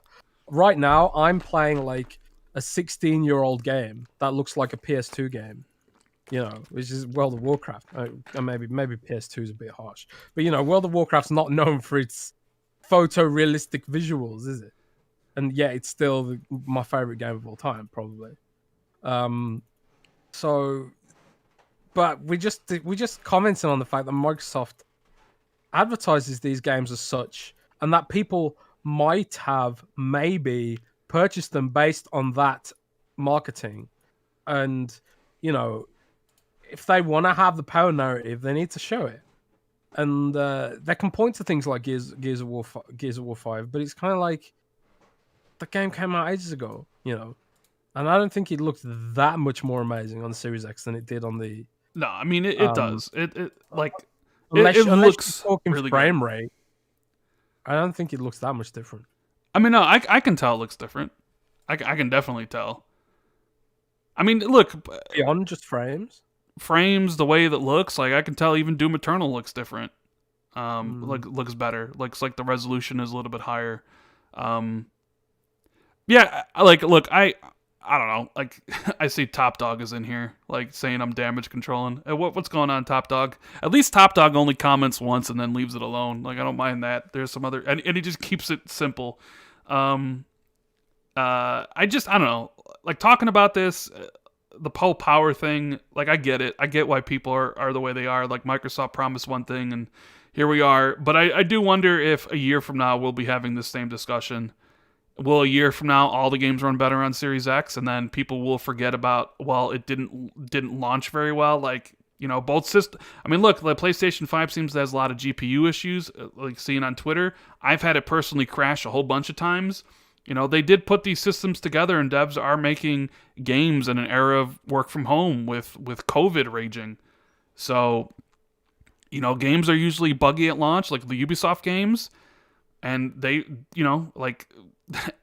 I don't think it's the exact optimal conditions that both PlayStation and Xbox wanted to send out their consoles. Yeah. I think it really taxed them getting the full potential out of it. So we'll see. We'll see what it's like a year from now. I don't know. Like I don't think it'll be like this, but maybe I'm wrong. Maybe the PlayStation 5 will be the leader the entire generation, and Microsoft waiting for RDNA 2 and the full feature set will have been a pointless venture, and it will completely bite them in the ass. I mean, we'll have to wait and see on that. Case-by-case basis says, at this point, Xbox's best vaccine for their issues are going to be exclusives. Their Xbox game studios are working on this will be a footnote. Yeah, I mean, that's all really matters is games. The hardware is perfectly capable, even if right now, it drops a couple frames less than PlayStation, right? The hardware is great. It's just Microsoft needs their studios to start pumping out great games. And I'm not just talking about, like, they can't just be 60, 70 meta where it's just like you play it once and you forget it. Like, these games need to be great, right? Fable needs to be great. Avowed needs to be great, and I think they will. Forza Horizon 5 will be great, which we're going to be talking about here in a second. Motorsport will always be, they're consistent franchises that are really good. But, Compulsion, like, they made 2 mediocre games. Is Microsoft help really going to elevate them from making 50 Metacritic games to 80 Metacritic and actually be something worth talking about? Possibly. But yeah, they definitely need those game studios to start cranking them out, because that's when Game Pass will explode, which is already amazing. I mean, you saw Control was added, Doom Eternal for PC. They added 17 games to Xbox Game Pass, Jazz, and that's just from the first half of the month. You know, so it's all just them. Like PlayStation, they've been working on their studios for a long time. It's why they're able to have all the great games in 2019, or all the great games this year: Last of Us and Ghost of Tsushima, God of Wars, and the Spider-Mans in 2018, and then this year they launched with Demon Souls, even though it's not from one of their first party, but they planned on it, and they still have the next Horizon and God of War. That's eventually how Xbox, at least I view it, will be, where it's like you're playing Fable in 2022 from Playground Games, and then a couple months later after that there is a game from Double Fine, and like here's a game from The Initiative, and like here's a game from essentially, like, let's say Bethesda, or here's a game from Arcane. Like, that's when it's all going to matter. And this, I agree with case by case basis that like this, what we're talking about right now, will be a complete footnote when it does happen, because games are the most important thing, especially if the systems are basically identical. And there were a lot of people, and shout out to those people that said at the launch of this at this gen, like, there's going to be virtually no differences between the PS5 and Series X. Remember, Jez? There were a lot of people that said that.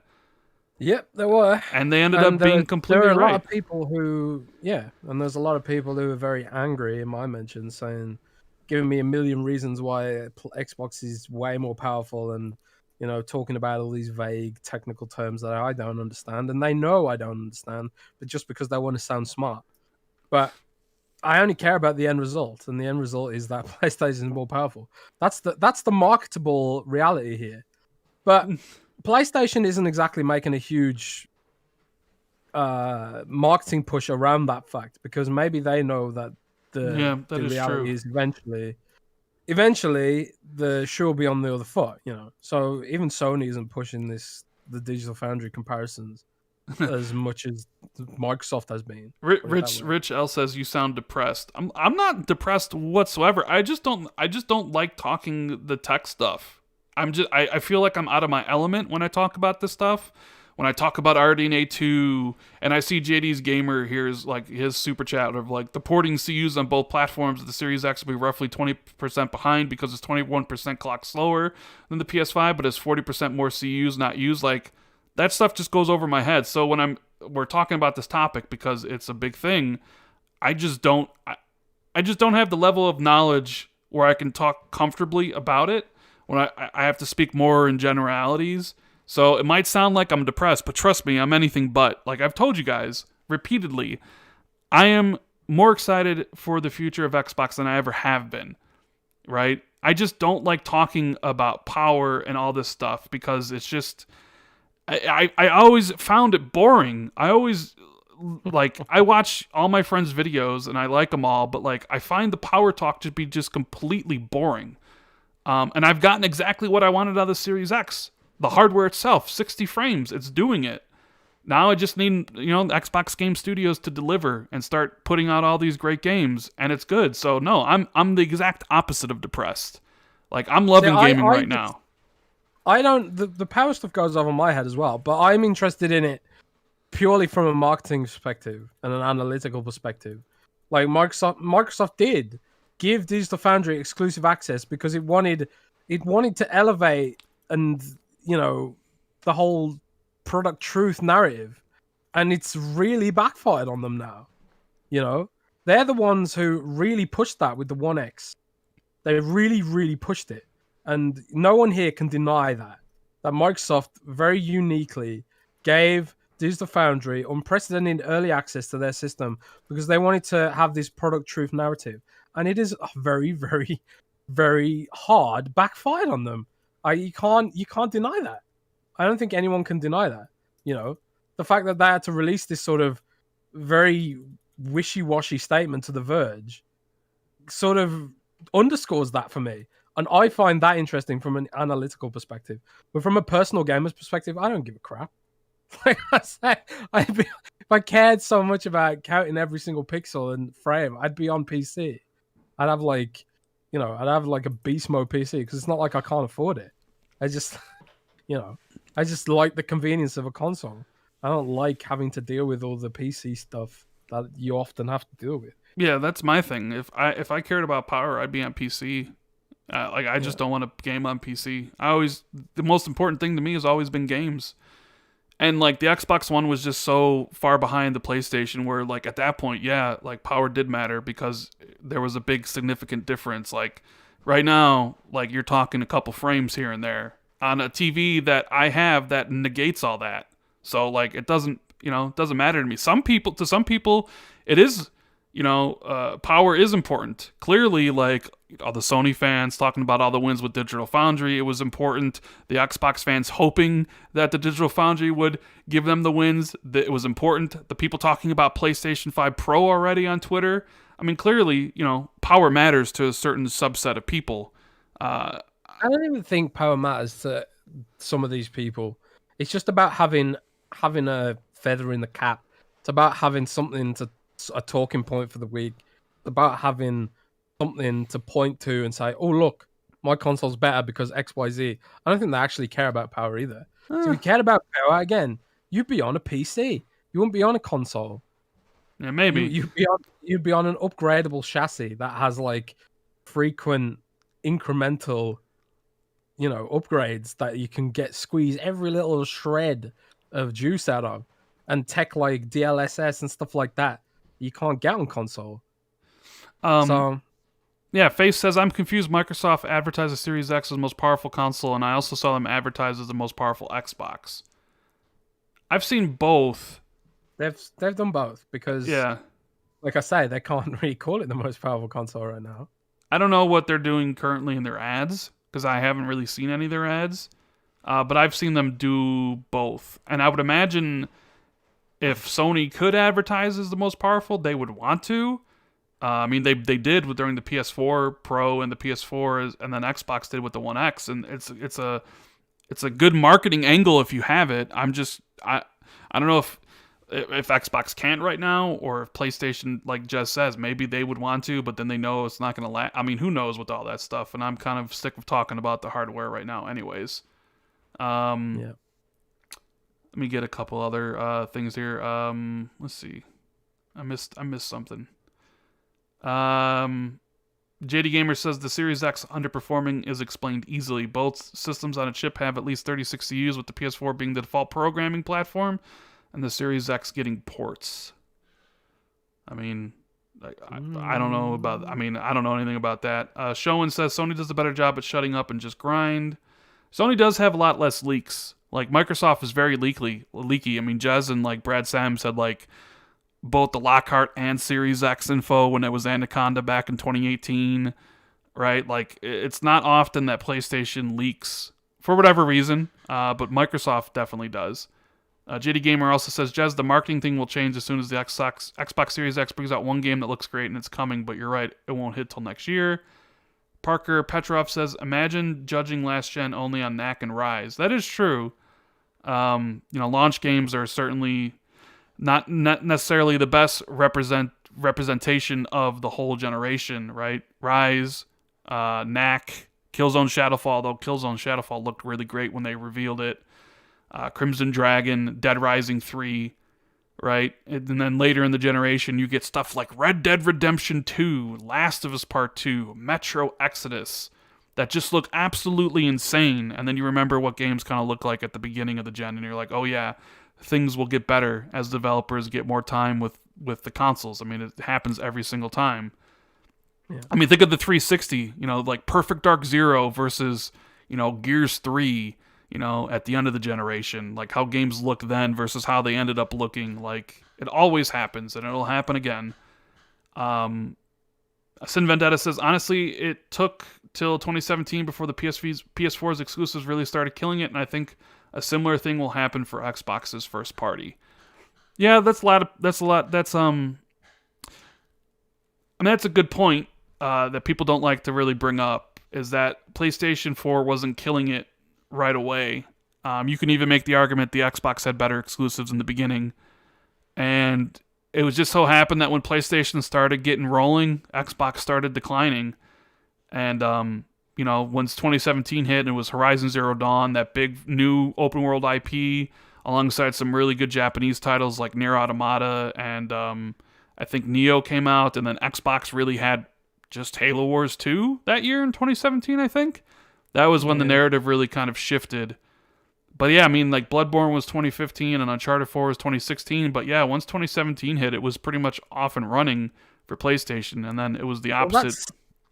That's the hope Xbox. for that's the hope for Xbox with all their new studios, is that they're sort of in this sort of integration growing period, and then when they like everything's in place, we should just get a situation where there's game after game after game after game, and there's like it comes a point where like I won't even have time to cover other companies' games because I'll be so inundated with all the stuff that Microsoft Game Studios or Xbox Game Studios and Bethesda's ZeniMax whatever are releasing. So I do like appreciate that aspect of it, but it just feels like we've been waiting forever at this point for that eventuality to happen. Yep. And they've fared a little bit better on PC. Like Age of Empires has done really well, and obviously Flight Simulator's done really well. Like I don't know if there's a huge fan base for those kind of games here, but like from an analytical perspective or a business perspective, Microsoft had like one of its best years ever last year. So there are different ways to look at this. You can look at it from a fan who's as someone who wants Microsoft to deliver on its promise of exclusives, and it does feel like we've been waiting a long ass time for that to happen. You can look at it from the perspective of analytical press sort of minded, and be like, well, yeah, this is the cold, boring reality is that these things take time. Well, people don't want to hear, but people don't want to hear that though, Jazz. Like, yeah, I know. I don't blame them because it's been like I don't blame them either. Yeah, I don't blame them either. And this whole Microsoft still markets the console, and they're not transparent with how the games are developing. It's weird. When you compare like an indie PC game and how transparent they are with the game's development and how and then compare, like, for example, like an early access game. Say, like, one game I'm interested in right now is Surviving the Aftermath, right? Which is sort of like it's like a survival strategy simulation game. The kind of games I like Surviving Mars, that kind of game. They've been like so transparent and upfront with the way that game's been developing, and releasing update trailers and all that sort of stuff. I guess it's similar to the way they've been doing Grounded, but why not do that with some of their other games? Why not give us frequent updates on what's happening? I think we live in a time where people don't need to be sort of babysat about this sort of stuff. Why not just like one cool thing they were doing with Dragon Age, even, and this might be a good segue into the whole BioWare conversation we're going to have. One thing they were doing with Dragon Age, which I liked, was that they were showing off some of the animation, showing off some of the concept art and stuff like that, being a little bit more transparent with how it's going. And you could argue that maybe that's because they have literally no choice, because everyone's faith in BioWare is basically zero. You could argue that point, but why not just have more open development in general? Like, I don't know why everything has to be so secretive and controlled and on all that stuff. And then you could stop leaks if you leak it yourself. I don't know. That's probably a deeper philosophical conversation we could have sometime. Well, I was also going to tie it into Phil's quote, but I will here in just a second. Xbox Lord Gamer says, "You say seasonal, but is Perfect Dark fully single-player content rich?" The problem with talking about Perfect Dark is I only know broad generalizations of things that I heard a while back. And I haven't heard anything recently about it. So is it single player? It could be. I haven't heard anything to say that it's not, but I wouldn't be surprised if there was some multiplayer feature set where like you're competing in some manner. Content rich, I think so. I mean, you know what I mean? It's hard to really say definitively because I just know broad generalizations of the game. Basically that it's third person, stealth action, cyberpunk setting. That it's essentially a Perfect Dark universe in the world. Not necessarily that you're playing Joanna Dark, but it's that. Other than that, I don't. And I've heard the seasons thrown around and episodic stuff, but like I don't know what it means. I don't know what the implications are of it. I don't know, and I'm just saying. I couldn't really answer that question. Like the only thing that we're gonna have to wait for is for them to reveal it and for us to see it, right? And for them to start talking about it. JD Gamer says PS4 was not this bastion of nothing but great games. This was a false narrative that they had bad games and literally less than 10 great AAA first-party exclusives in 7 years, but this narrative is just accepted. And Sin Vendetta says Xbox's true failure was trying to trace trends back to the 360 era, like investing in technology like Kinect instead of investing into their own first-party studios. Exactly, 100%. Yeah, that's why true. And the people who architected that have been fired. Mm-hmm. And you know, Terry Myerson, he's gone. Don Matrick is gone. You know, a lot of these people they've just been evaporated because of how much and how badly a job they did running the show.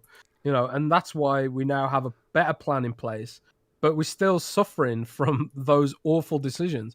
And I feel bad for any company that tries to pick up some of these people to run their gaming business in the future, because they did such a bad job of it. Well, I've always said that the Kinect was the worst thing that ever happened to the Xbox brand, because when they should have been investing in studios during the 360 era, they copied the Wii. Right, they copied motion gaming when it was already on the downturn on the Wii at that point. Like the Wii just kind of fizzled out, but Xbox was like, no, it's Kinect.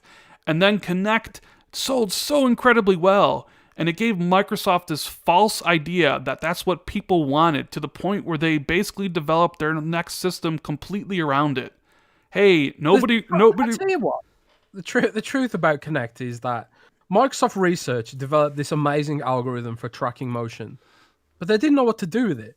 The obvious one was, well, the Wii sells well. Let's make it into a gaming device.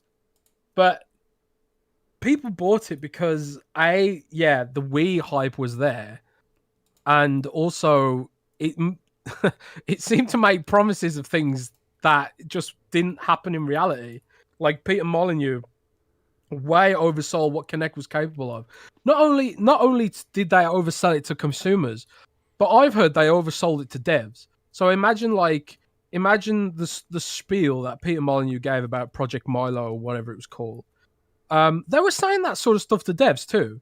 And I've spoken to developers who worked on early Kinect games, and they were saying like they promised us all this tech and all this stuff that it could do, and they said all this, all these abilities and speed and processing and the latency or lack thereof. They made all these promises to devs, and then when devs came to actually work on it, they realized that what they actually had was half a system, or half of what was actually promised. So there's been countless mistakes that Microsoft has made that we are still paying for as consumers. But that's why Phil's bought in a plan that is going to work for us. Well, right. But I was just going to want to say is like they thought Kinect was going to like change everything, and it sold so well to the point where they built their next system around it, and they thought that like there was all that talk in 2012 that like, oh, console gaming is going to die, and they built this system that wasn't really for gaming. It was for multimedia experience, about being this console, the Xbox One, the one input that you would need where everything's plugged into. And they made a bet on that, and it just bit them in the ass. And you can say some of their policies might have been a little forward-looking, like Kinect, right? A thing that you talk to in your house. People hated that in 2013, but they love it now. People love Google Home and Alexa and Siri. Like it's totally accepted to have something listening to you all the time. The digital future that Microsoft wanted to do. Nobody was prepared for that in 2013, but they probably would be prepared for that in 2020. Like a lot of their things were just, they tried to change too much about everything right away, even though eventually, some of the things they did like were adopted. Because they were forced to build it around Kinect and basically have it there, like the Xbox One console wasn't as powerful as the PS4. It was more expensive, and it ruined the entire generation. And it got to the point where like everybody involved with it was gone, and Phil takes over, and there's a new CEO, and the new CEO is looking at all of his different, services and how I'm going to make money. And he's just like, we have the Xbox here, and it's just a sinking ship. Like, what are we doing in gaming? What are we doing here, guys? And Phil convinced him to invest. And that's, what he's talked about recently, about how they're very, very focused on gaming. Now, he could have said that a couple years ago and nobody would believe him. But now, after buying all these studios and purchasing ZeniMax for $7.5 billion, like, you kind of believe that Satya sees the potential, especially with Google and Amazon and Tencent all there. Like, gaming is going to explode, especially even like right now with the pandemic going on. So I tell you what Phil's the real genius of Phil, really. I mean, apart from like running a gaming business, is being able to convince Satya, and also link Xbox to what Satya really cares about. Satya doesn't care about gaming. He doesn't get home and play, 10 rounds of Call of Duty before going to bed. He doesn't care about gaming. What he cares about is Microsoft's mission statement, which is empowering others to do more. And this is why the ZeniMax purchase was so perfect for Microsoft. It gives the customers what they want in exclusive games, we think. But for Satya Nadella, it gives Azure an engine for GameFab, which is something that it or PlayFab or whatever it's called. PlayFab, PlayFab. It didn't have an engine. It had all these tools for developing games like Simply Gone and Havoc and all these systems that all these games have, but it didn't have an engine. But now it does, because they own id Tech. And they also get the Orion platform, which is like streaming technology, which seems to be far more powerful than whatever algorithm they're using for xCloud. And the Orion algorithm, which Bethesda showed at its showcase last year, I believe, they showed that running Doom at 4K 60, which is something Microsoft never ever had the balls to do. They've never had the balls to show xCloud running at 4K 60 because they know it can't do that. But Bethesda was just like, oh yeah, here's Doom running at 4K 60 from the cloud using our crazy, patented, I should add, algorithm that no other company can use because they patented it. And that's going to be part of xCloud. That's something that also Microsoft can sell as part of Azure. And they can, let another company make their own streaming service and engage their own customers and stuff. And they can provide the back end for that system. But not only that, it doesn't have to just run games. They can also run apps from the cloud. They can run instead of running Photoshop or, Adobe Premiere, which are quite intensive programs, they can run those out of the cloud using this Orion stuff. So that's ultimately the best thing for us, is that Microsoft believes in Xbox, because Phil Spencer has shown the executives at Microsoft how it can be a business that's also in their core sort of pillar, which is Azure. And because of that, it means Xbox business is safe, or it's going to be safe for a really long time. And that necessarily wasn't true back when the Xbox One failed and Don Matrick was kicked out. There was a very realistic, proposition that they would sunset it or sell it off. And then, Phil knows this stuff. He talked about in the interview, the promise that, he understands people want to play new great games on, their new great hardware. And that's the whole idea of having all these studios. His interview was great. If you want an understanding of, his thought process behind the video game industry and how Game Pass works and where he sees gaming going and all this stuff, it's you need to read it. But, the problem is they waited way too long to build new studios. Because, every time you talk about this stuff, it's not going to see it till 2022. And it's and that was my biggest thing, because I'd been talking with Phil about this since 2015. My biggest thing to Phil was, I just need you to build a big first party studio system. You have 5 studios. The games that you're relying on third parties to make aren't that great anymore. Look what happened with Rise, and Crytek and Crackdown. You need a huge support system, so you don't have to worry on that. You can just have games. And it was just I wish we could have back during the 360 times, but it just wasn't in the cards. And it's now they finally did, which is great. And You know, I really do think this is going to be the best generation that Xbox has ever had. Right? Yeah, I I agree. honestly do. And I probably need to make that video. I've been talking about it, but like I literally believe that. And I know people will laugh, and I'm sure Top Dog will say something, but with the hardware that Microsoft has built and with all the studios that they do have, I honestly fully 100% believe that this will be the best Xbox generation, period. But it just the launch just Slow. wasn't the best, and I don't know how else to really say that. I've talked about it, but I believe that. And I've told people at Xbox I feel this way. Like people I talk to, I honestly truly believe that. You know, and a lot. It kind of like with the PlayStation 4. Did everybody really believe the PlayStation 4 would kill it based on the launch lineup? No, but it eventually did, and now people are convinced the PlayStation 5 is going to kill it because of their previous venture with the PlayStation 4. And I just have a feeling that like this gen's it's gonna be great with Game Pass and like the fact that you can basically play Xbox wherever you want, whether it's PC or mobile, even though I'm not gonna necessarily use it, but other people will. And that's just like the one thing of positivity surrounding this. I know like we're talking about hardware and it's a little bit, it's not the it's like it sounds like damage control or excuses when you're talking about, well, maybe in a year or two or whatever, and maybe some people said I sounded depressed, but it's like not really. It's more because of like I don't like talking about tech and I don't really know it what I'm talking about. But like I honestly believe that this gen's going to be absolutely amazing. So, I mean, if it doesn't end up amazing, if 3 years from now or 4 years from now it's just the same old, trust me, I will be completely done with everything. I'll just be like, listen, I gave you the chance. I knew everything involved with it. I knew it was going to take time. I was perfectly happy because I have everything. And when you have everything, I can play whatever I want whenever I want. It's absolutely amazing.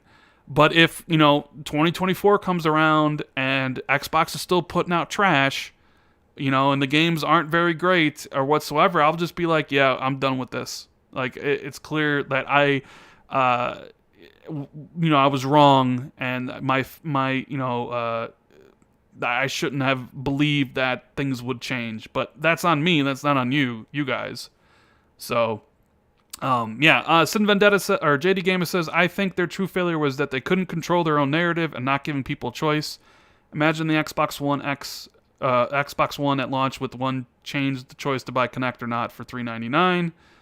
Case by case basis says, all the more reason to keep Bethesda exclusive. Can you imagine Digital Foundry comparing Elder Scrolls 6 on both PlayStation and that version is better? Yeah, that would be that would be something else though, right, Jez? Microsoft owned Bethesda Studios running better on the PlayStation 5. Yeah. Like that's that'd be hilarious. That would be a scenario I don't think that Microsoft wants whatsoever. And we have one from Snazzy Crowd. Please stop responding so aggressively to people who don't want you to talk about PlayStation or just trolls. Just ignore them and make your podcast better. Me and Jez have talked about that. Jez always says I should just ignore the trolls. But I think they ruin it for some people that are in the chat that just want to hear us talk or talk to people in the chat and not have to deal with the trolls. And sometimes it gets under my skin because, we've been doing this for now 155 episodes. We've been doing it for over 3 years. And it's been the same format for 3 years. We talk about what we play no matter whatever console it's on, and then we move on to the topics. And, I understand the name of the podcast is the Xbox 2. But, it's always been basically mine and Jez's opinions about gaming in maybe the perspective of an Xbox fan.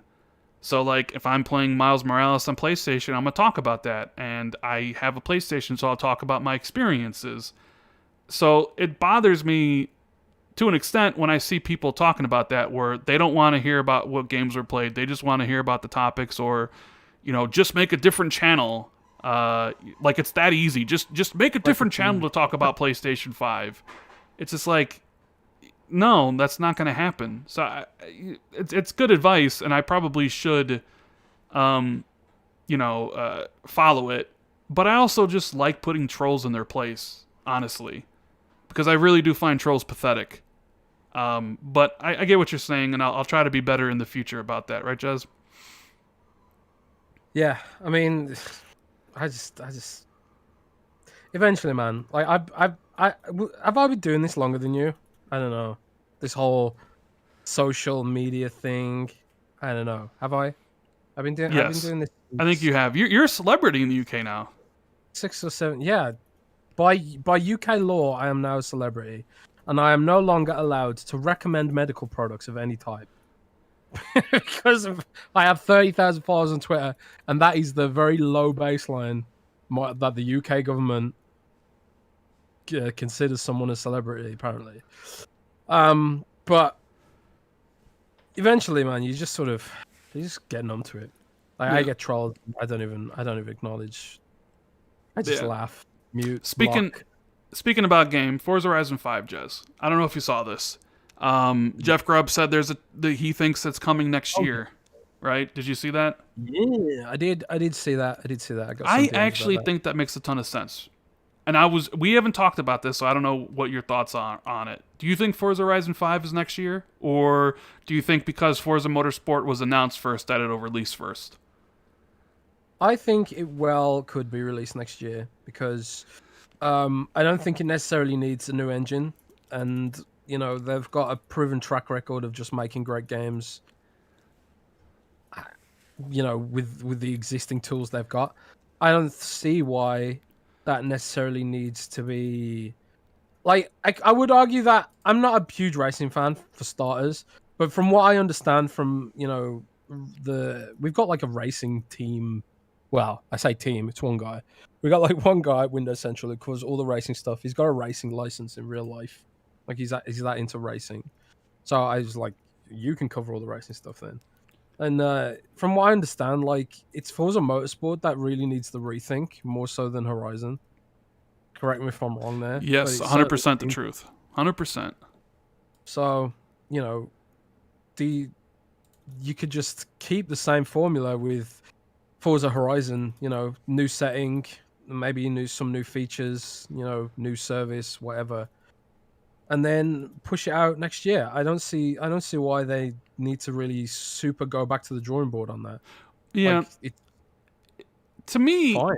it was like when I look at Forza Motorsport, it's a game that needs a facelift, right? They talked about redoing the engine.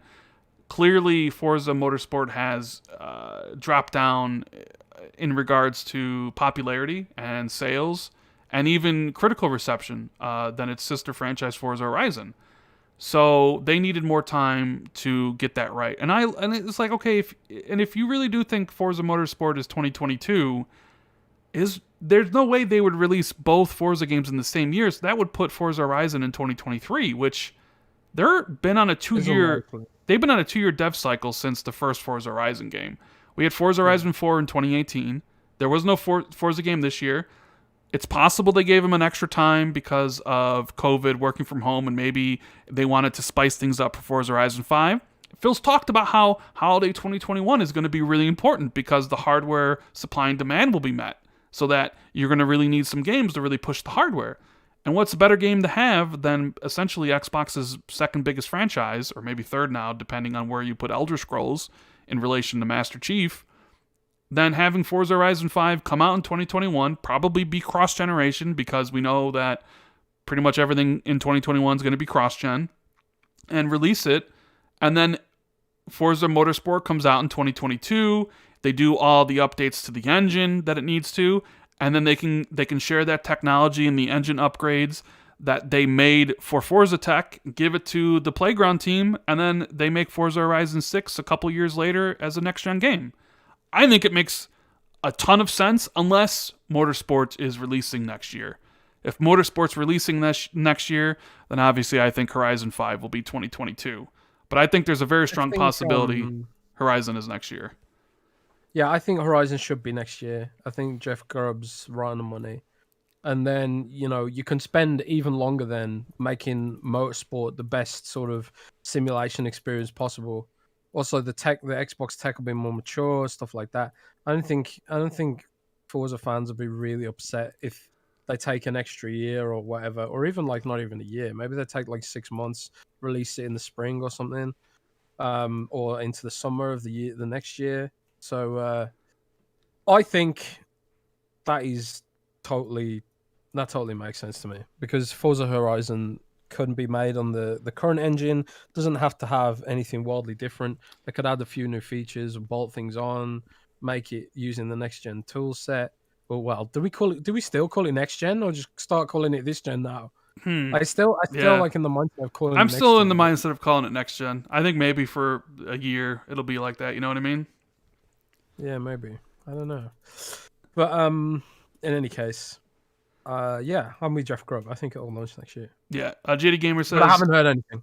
I haven't heard anything. I haven't heard anything either, but it makes a lot of sense to me if Forza Motorsports 2022. I guess it really depends on when that game's coming out. Because I just can't see Forza Horizon slip into 2023, the fifth one. Like, it's got to be before that.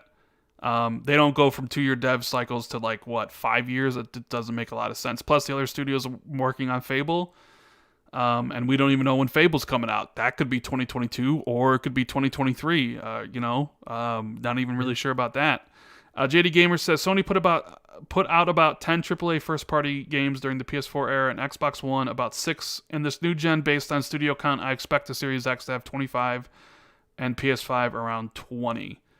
Well, I mean, it's certainly possible. We'll have to wait and see what the Bethesda teams are working on and when we can start expecting those games, and if those games are exclusive. And I'm really interested in seeing like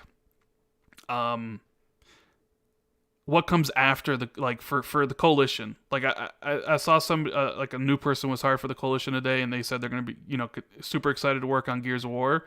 Clearly, their next game is Gears of War 6, and I love saying this to you, Jez, but like that franchise is basically run out of juice, and they need to shelve it and make something new after that. And you know what? And I'll even give you 343. Give me a spinoff, like the rumors about the 2 spinoff games. Did you see that rumor? That how it would have a battle royale mode, and that how there's 2 spinoff games, one being a Fire Team Osiris from the Halo 5 as a spinoff, and then one being Halo Wars 3. And I thought to myself, if Jez saw that, he'd be like, "There's no way Halo Wars 3 is happening as a spinoff game," right?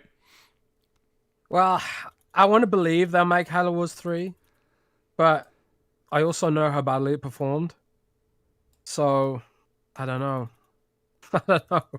I want to believe. Clearly, there's someone at Microsoft who believes in RTS, because they've invested quite a lot in Age of Empires as World's Edge as a studio, which is really cool to see. I'm someone who plays a lot of isometric games, and I play MOBAs, but I've always found RTS to be like too hard for my feeble brain. But I have a lot of love for the genre, and I appreciate it a lot, and I find it nostalgic. I played Age of Empires as a kid, even though I sucked at it. I played StarCraft as a kid, even though I sucked at it. By the way, did you see that Blizzard basically said StarCraft's dead? Yeah, I did see that. Yeah, So, not surprising. StarCraft. yeah, I mean, Warcraft's bigger. Overwatch is bigger. What else from Blizzard is bigger? Diablo's bigger. I mean, it's no surprise that it was like, yeah, by the way, we're cutting out the one that's not performing as well. Sin Vendetta says, to me, next gen became this gen on November 10th. And JD Gamer says he wants his Halo Wars 3.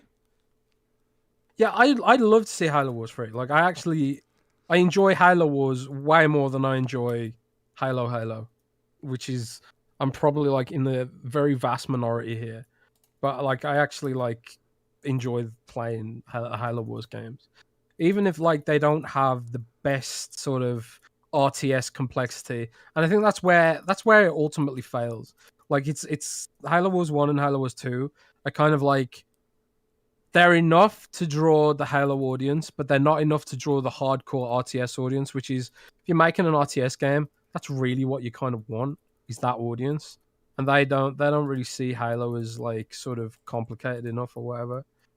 So I'd love to see Halo Wars come back, maybe built in partnership with World's Edge and maybe one of the studios I'd be collaborating with. Like, even if it's like, who did the other one? Creative Assembly, I think? Yeah, Creative Assembly did it. Like even if they've partnered with Creative Assembly or partnered with Relic on it or something, like I'd be totally down for that. I think that's awesome. Make a game that somehow works on console, but he's also got enough depth and complexity that it appeals to the hardcore crowd. Especially in a world where StarCraft is no longer a thing, and I think that could be a if they made it as deep as StarCraft, and there's no reason they couldn't because they do have multiple factions. You know, you could argue that the Prometheans are basically very similar to the Protoss in some ways. I don't know, superficially anyway. And you know, you've got your Flood faction, which could be like the Zerg. I don't know. They could totally pull that audience. They could if they pulled it off well. So I don't know. I kind of like that idea. The more I talked about it, the more I was like, yeah, that makes sense. I like that. But who knows? Who knows, man? You just don't know. We just don't know. And this is why. Like when we talk about all these studios that Microsoft have, and that chap who predicted Microsoft would have 25 exclusives or whatever, they certainly have the team size enough to do it now. But it's still just a matter of time and waiting, and you know we still only have pre-rendered trailers and to go on. Still just CGI trailers, and I would imagine if like the Initiatives game gets revealed on at the VGAs, it'll be a CGI trailer, right? Yeah. Or even Compulsion's game or something, just a CGI trailer. I don't think you'll see gameplay. Shout out to Expat 2020 Gaming becoming the newest member of the channel. Enjoy all your emotes, including the Filmic one, the Craig the Brute. We have the Jez. What is that? The Jezaconda? No, not Jezaconda. I don't even know what this one. Avocado. You should have had a Jez Anaconda one. Your face is like the head of a snake or something.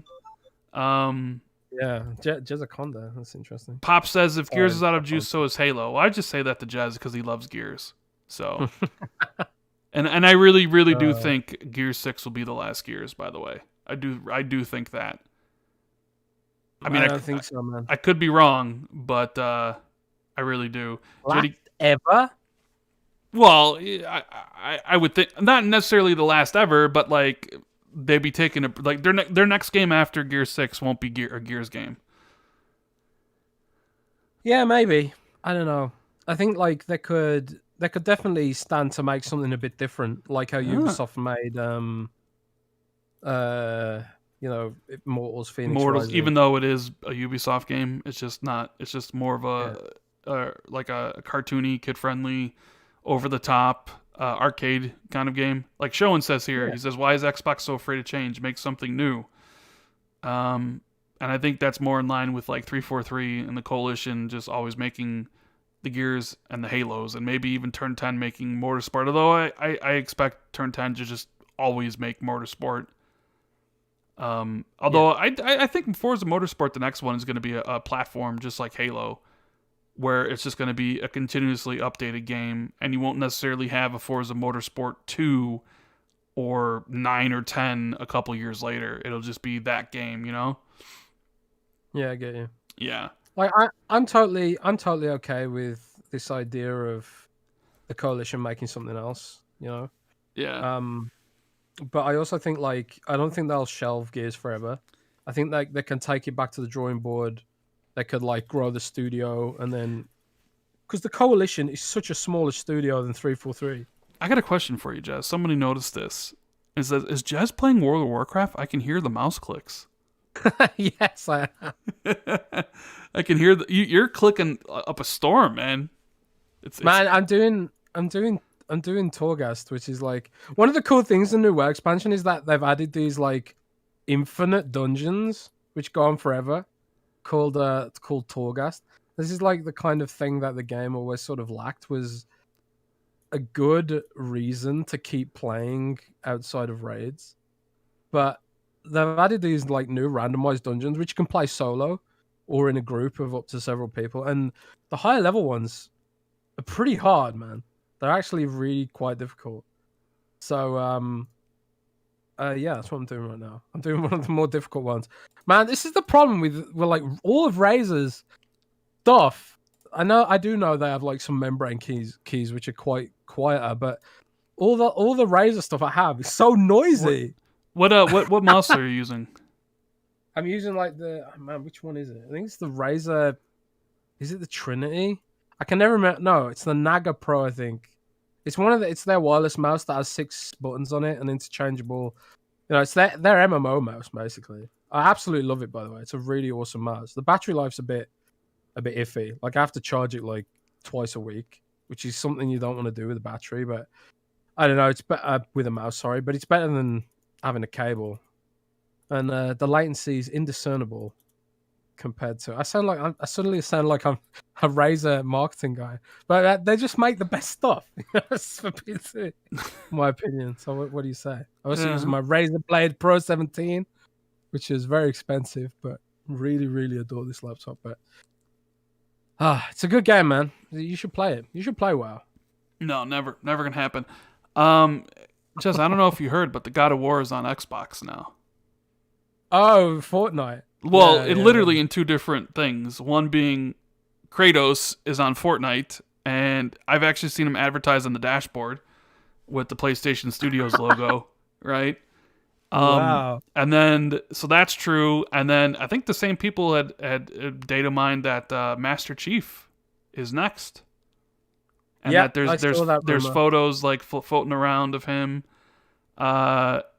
Is that pretty ridiculous that Epic is Epic was the ones that was kind of pushing Microsoft and PlayStation into crossplay, right? Like we were so sure crossplay never was going to happen. And then because of how big Fortnite was and their power, they were able to kind of push it before everybody else.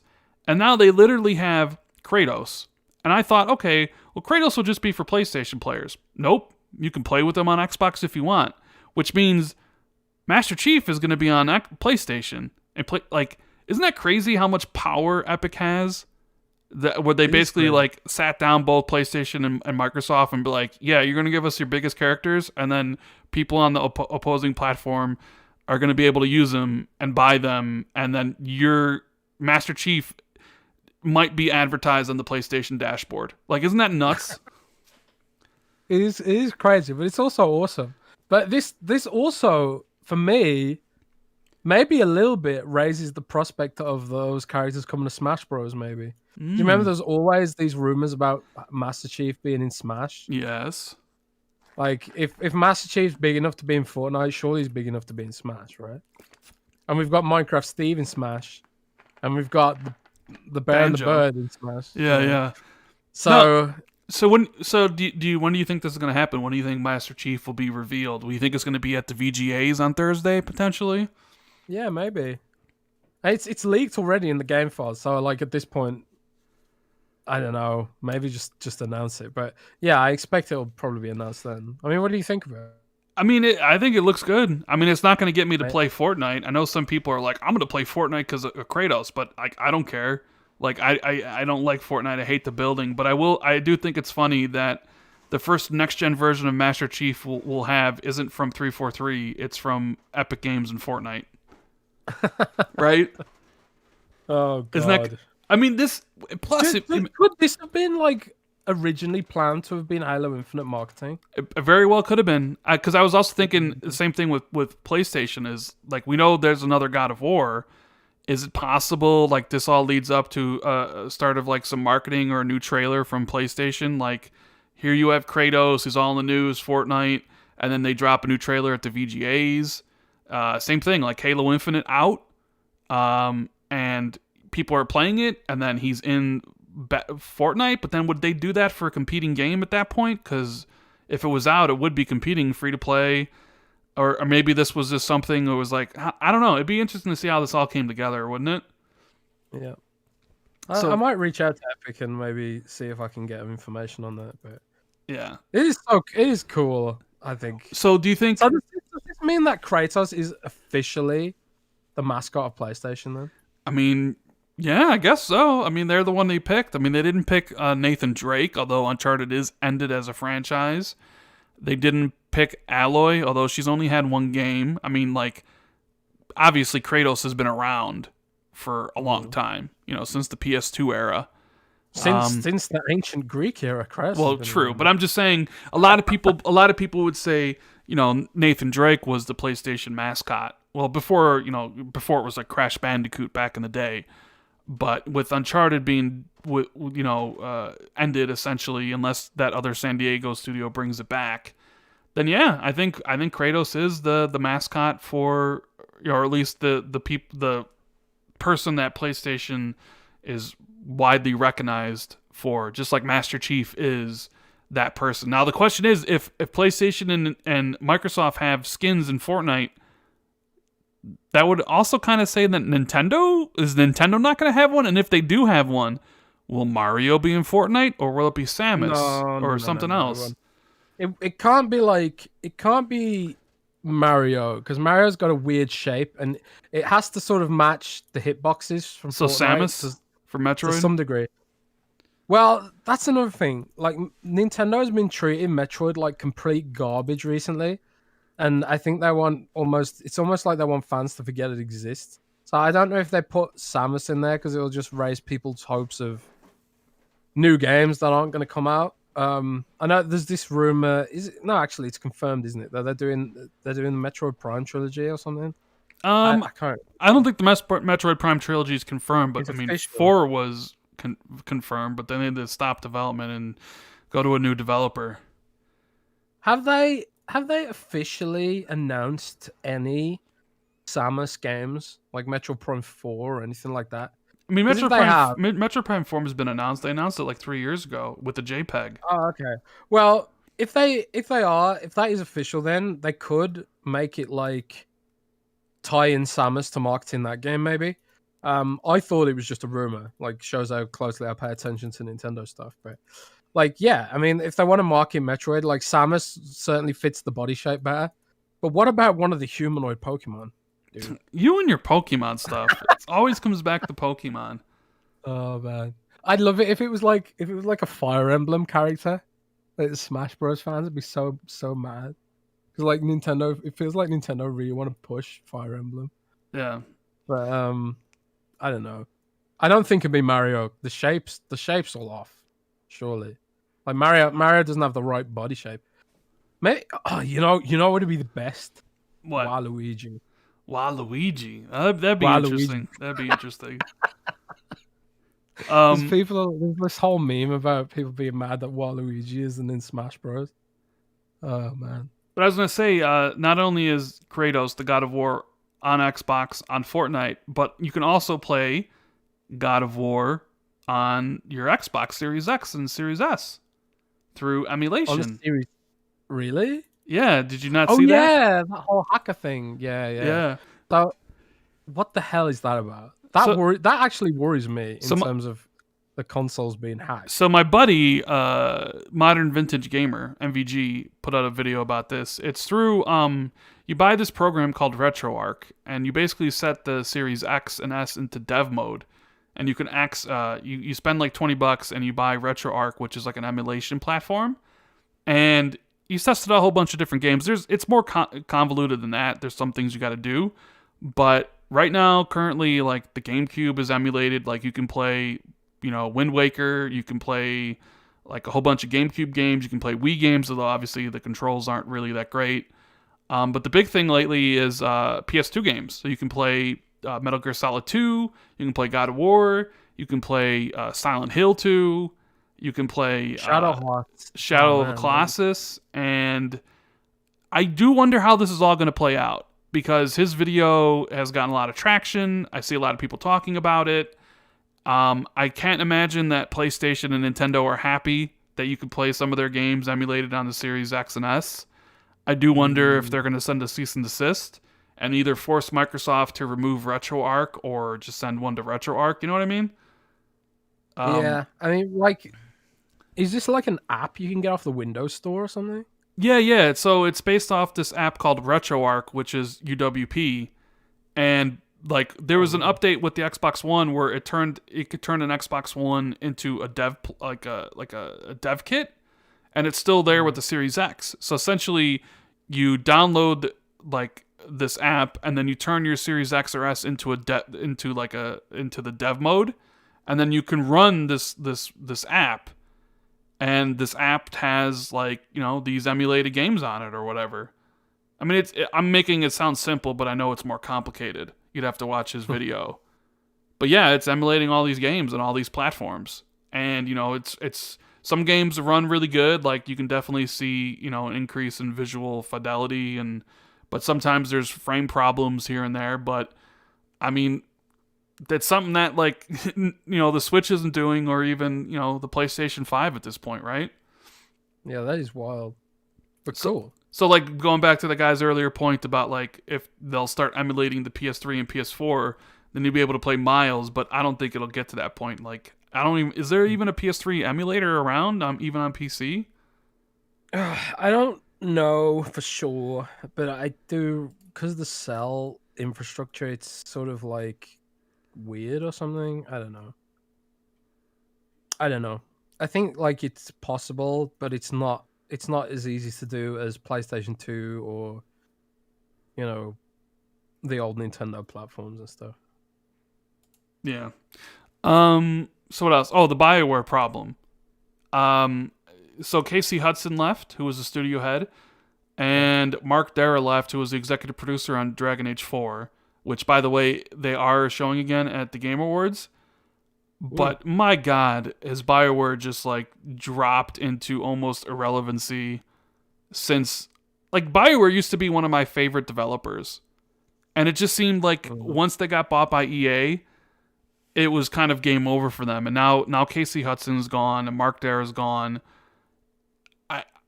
I and like they're still supposedly working on Anthem 2.0. I don't know. Like I know you really like BioWare quite a bit. I mean, what do you read into all these the high profile departures from BioWare? Well, at one point in time, BioWare was by far and away my favorite dev by a mile. I would say, like, I worship them, man. Like, Dragon Age is one of my favorite franchises of all time. I've completed Dragon Age maybe more than any other single player game, except for maybe Final Fantasy VII. But Dragon Age Origins is up there. Like, I absolutely adore that game. I played it every way there is to play it possible.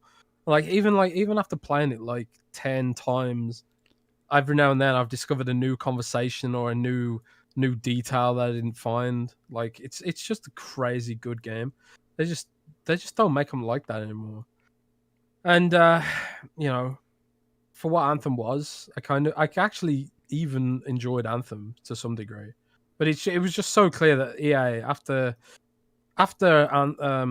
Mass Effect Andromeda, it's just like you can't deny that the EA have turned BioWare into the next Visceral, which is like it took a little longer to do, maybe, but they've done it. I have like that studio has so much to prove to get over that meme that they aren't just being hollowed out by EA. EA is literally the worst game publisher on earth. I have no idea how they're even able to operate the way they destroy studios. They are the studio killer. It's such a weird business model when you think about it. Like what their business model is, let's kill all of our own studios. I don't get it. But that's what EA does. That's what they're known to do. They've been doing it for years and years and somehow survived despite killing all of their own studios. Anyway, that's enough ranting about publishers, but See, I was worried. I want to believe that there's something to salvage from all this, because a game is more than just the person running the studio. True. But there's just total turmoil and upheaval going on at that studio, and that has been for years and years and years. Like this is the second time Casey Hudson's left, for God's sake. Yep. He originally left, went to Microsoft, worked on VR, did nothing, and came back. And after I think Andromeda bombed, and was worked there for 3 years, and now he's gone again.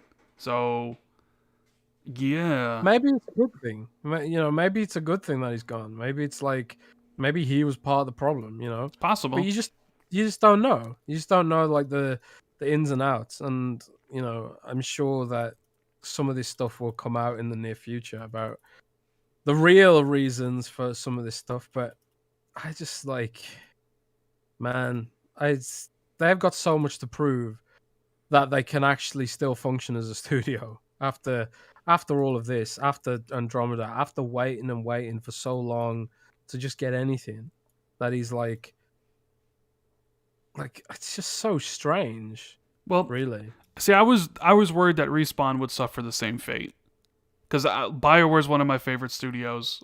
One of the reasons I got an original Xbox outside of Halo was for Knights of the Republic and Jade Empire. And then one of my favorite franchises from the 360 era was Mass Effect. And like their production has just gone completely downhill ever since they essentially were then acquired by EA and moved into this generation where they're doing, games as a service and Anthem. I don't know, you can almost look at like Anthem might have destroyed the whole studio, and Mass Effect Andromeda handing it off to people who only really made it was just wrong decisions, and I was worried that Respawn would suffer the same fate, but it doesn't look like it. Star Wars Fallen Order sold incredibly well, and the guy who runs that studio got promoted, and hopefully he's able to turn around the other studio he's working at now. And they have Apex Legends, and they're doing really well, and I don't think they'll suffer the same fate that BioWare did. Well, this is the thing. It's like when you work for a shareholder-driven company, you sort of you have to. All they care about is that you're delivering profits for them, right? At the end of the day. And so far, Vince Zampella, I'm probably pronouncing his name wrong, so I apologize for that. But he's shown that he's handed EA some of its only wins of recent memory with Apex Legends and stuff like that. And so he's got the clout, political clout, to be able to say, "Look, EA, you're stupid. Let me do this." But that'll only work insofar as that he's still having success. The moment he has like a shred of failure, EA will be like, "Oh, okay, look, you did all this wrong. Now we're gonna downsize, cut, asset, strip everything back, and all this stuff." Because that's what EA seems to do.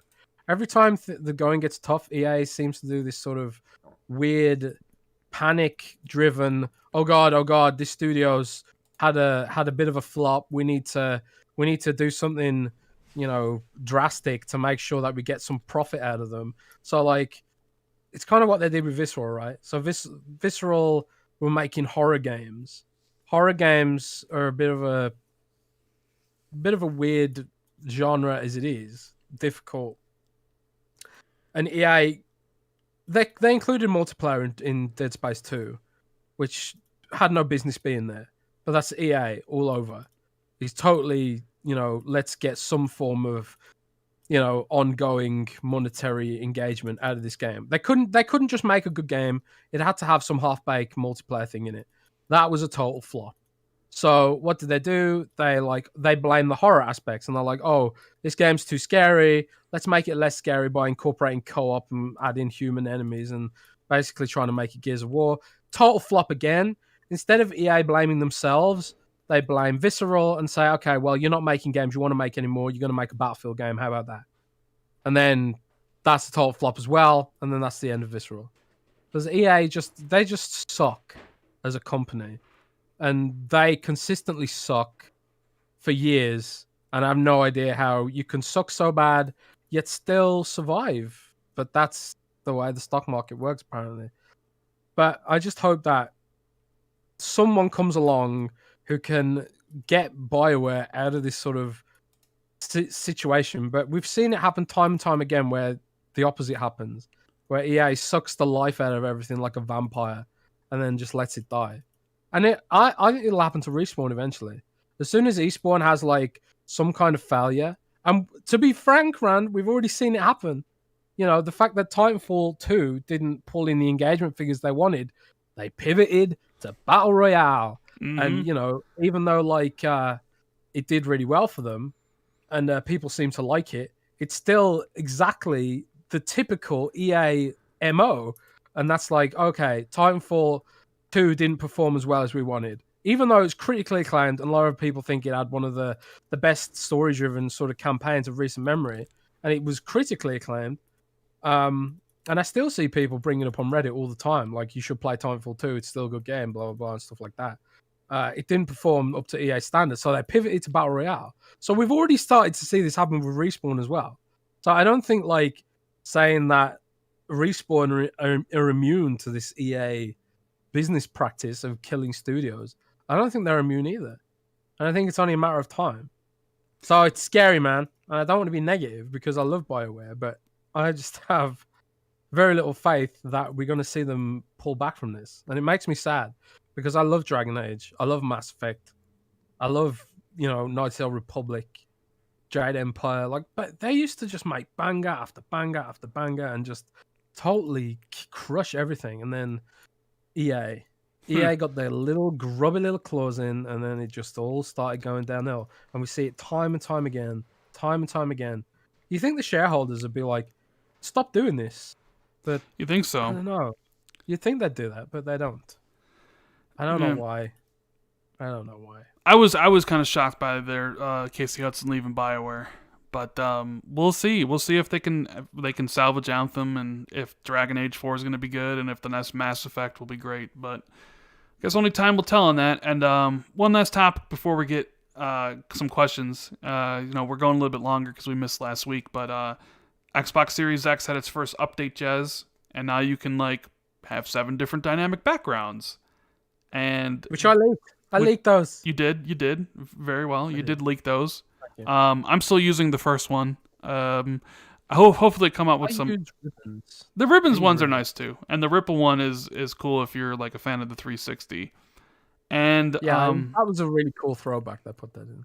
Yeah, and that was pretty much it. I know there was some fixes, performance wise on certain things, and but that weren't really highly publicized. But it was a very small update, and we'll have to wait and see. I wonder if they're going to be doing bigger and better things because they're constantly updating the dashboard and the guide all the time on the Series X. I think some of the other things they did was the ability to pre-install Game Pass games, like you were able to pre-install Dragon Quest 11, so you could play it like right away, which I believe is out now on Game Pass. Yeah, you can preload Cyberpunk as well if you haven't done that, by the way. Yeah, Cyberpunk is you can not preload it through Game Pass, but you can just preload it in general if you bought it. You don't even need to own it. You don't even need to own it. You can you can just download it. Yeah, pre-download it without even owning it. Yeah, that is true. That is true. So that's going to be it for the podcast. If you guys got any questions, make sure you put them below in the chat, and we will read them. So if you enjoyed the show, before you leave, make sure you hit the like button, subscribe if it's your first time here, hit the notification bell so you're always notified whenever this podcast goes live. Follow me and Jez on Twitter. Sin Vendetta had a super chat that says, I want Xbox to form a new studio called Jiggy Studios and make a quadruple A banjo game. Well, I think you're the only one that probably really wants that. I don't think he's the only one, man. Showin says EA is like Bank of America, hot garbage. Yeah. Is Bank of America just like the standard bank that people use? Yeah. Nah, I mean, Bank of America's not the greatest here in the States either. Christopher McKay says, Jez, best Atmos headset with Bluetooth for Xbox? ? Corsair HS75XB. The new Corsair headset, the HS75XB, is the first headset I've used that the Dolby Atmos app recognizes, and it's like when you connect it, it's like, oh, you're using a Corsair. Here's all these extra features and stuff. It's the first headset I've used that seems designed for Atmos. So and the sound. Some reviewers said it was too bass heavy, but I love that in my headsets. And if you don't love it, you can tweak it. And clearly, some of the reviewers didn't actually look at the full feature set. But yeah, you tweak it through the Dolby Atmos app if you don't like the bass heavy profile. But I'm recommend the Corsair HS75XB to everyone right now. I absolutely love that headset. The only reason I don't use it is because I need something that works on PC as well. And to use that on PC, you need to get the Xbox Wireless dongle, which is an extra $20. And I do have one somewhere, but it seems to be broken. But yeah, I'm just using a Bluetooth headset at the moment. But I love that headset. It's awesome for Dolby Atmos. Definitely check it out. Chasm says, do you guys talk about the Game Pass games for December? I mean, we briefly mentioned them. The big games are Control is out now. Until the End, which is an indie game, will be launching day and date on the 9th. Call to Sea, which you may remember from the April Xbox Game Showcase, I think. Was it April or May? I forget. That's coming on the 8th. Doom Eternal for the PC. There's a bunch of games. There's 17 of them. I don't know all of them off the top of my head, but it's a pretty good month for Game Pass, and it's only half the month. Maybe they announce more things. Brujo wants to know, what was Spencer's promise?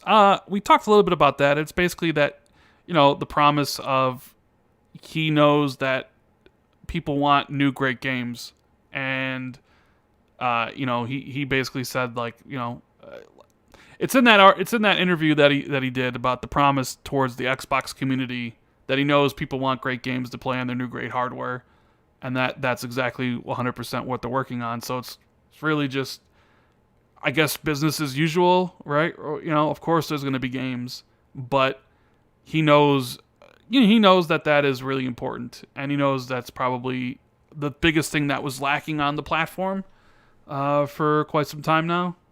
So, yeah. Let's see. Let's see. We got anything else here? Aaron wants to say, what do you think Microsoft will show during the Game Awards?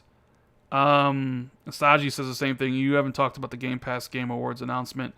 A lot of people want to know about if there's going to be any Game Pass or Game Awards announcements. Do you think Microsoft is going to announce anything, Jez? I mean, I do, but I'm not really sure what. I mean, I guess it's possible the Initiative game gets announced. Maybe they announce some Game Pass stuff. Maybe Fall Guys coming to Xbox, or maybe like Hades coming to Xbox. Remember how they did the Rocket League announcement at the Game Awards? People want to know what we think is going to be there. I have no idea. It'd just be guessing. I think they'll probably announce some things, but it's also like we've spoken about a few times on the show, that they don't really need to push the games narrative too hard right now, because they can't sell any consoles because they don't have any stock. So do you ideally, really, you save the big guns for when you've got stock to sell? So, like, are they going to show Hellblade gameplay when maybe it'd be better to show it off next year when they've got more stock? That sort of thing. So I'm in two minds about it. They could either show games now to sort of give Xbox fans, like, throw them a bone or whatever. But at the same time, maybe they'll just be like, we don't need to do this right now. We can wait, stuff like that. So it's possible. I think something's getting announced for sure. Maybe a couple things. I might make a video about it tomorrow, but we'll wait and see on that. Al Paul wants to know, do you think they should change the optimized badge if games needs to be patched? Like, what do you mean patched? Like, if they already have the optimized badge, then they need to be patched? I mean, the badge is just showing that it's optimized in some way for the console. Unless I'm misreading your question wrong. Yeah, I don't know. What do you think, Jez? I don't know. If a game shows significant boost just by the fact that it's on Xbox, I mean, you could say it's optimized. I don't know. Like, for example, Monster Hunter plays way better on the Series X because it has the unlocked frame rate and stuff. So, do you count that as optimized? Probably not, because it's not been patched. But at the same time, it does play really well, far better on the Series X than it does on the Xbox One, even on the even when you count the One X. So I don't know. It's kind of a gray area. There's no exact rule about how this should or shouldn't be done. I don't know. Darren wants to know, do you think achievements will be overhauled in any significant way this generation? Overhauled implies like getting rid of it or changing it completely. I don't think achievements will change, but I wouldn't be surprised if there's additions. Like in 2016, they added achievement rarity to show you how many people have those achievements on, out of everybody on Xbox Live, and they added the rare achievements, which were any achievement underneath 10%. I think they maybe add additions to it, where maybe they, maybe they start adding a thing where you get an achievement for completing all the achievements in the game, kind of like PlayStation's trophies. Yeah. I don't look at them as essentially overhauling it, because overhauling to me means they're basically changing it completely. I don't think they're going to change it. I think they're just going to add on to it, because it's been 4 years since they've done anything significant to achievements. So, yeah. I do think we see some additions. Nine Live says, "What do you think about Ubisoft Plus joining Game Pass Ultimate?" Ooh. That I don't know. Like that could happen. I mean, Ubisoft Plus isn't on Xbox right now, so it would have to first come to Xbox, right? Because it's not here. Maybe Microsoft and Ubisoft have been talking. Maybe Microsoft wants to get Ubisoft's games on xCloud, and this would be the way to do that through like Game Pass Ultimate. Maybe they're seeing a lot of engagement with EA Play, and Ubisoft wants to get in on that, and that could be a huge thing.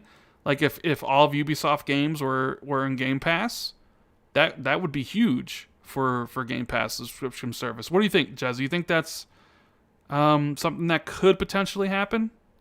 I think it definitely could happen. I haven't seen any inkling that it will happen, and I think like Ubisoft seems to be all about whoring out services to the platforms that offer them the best deal.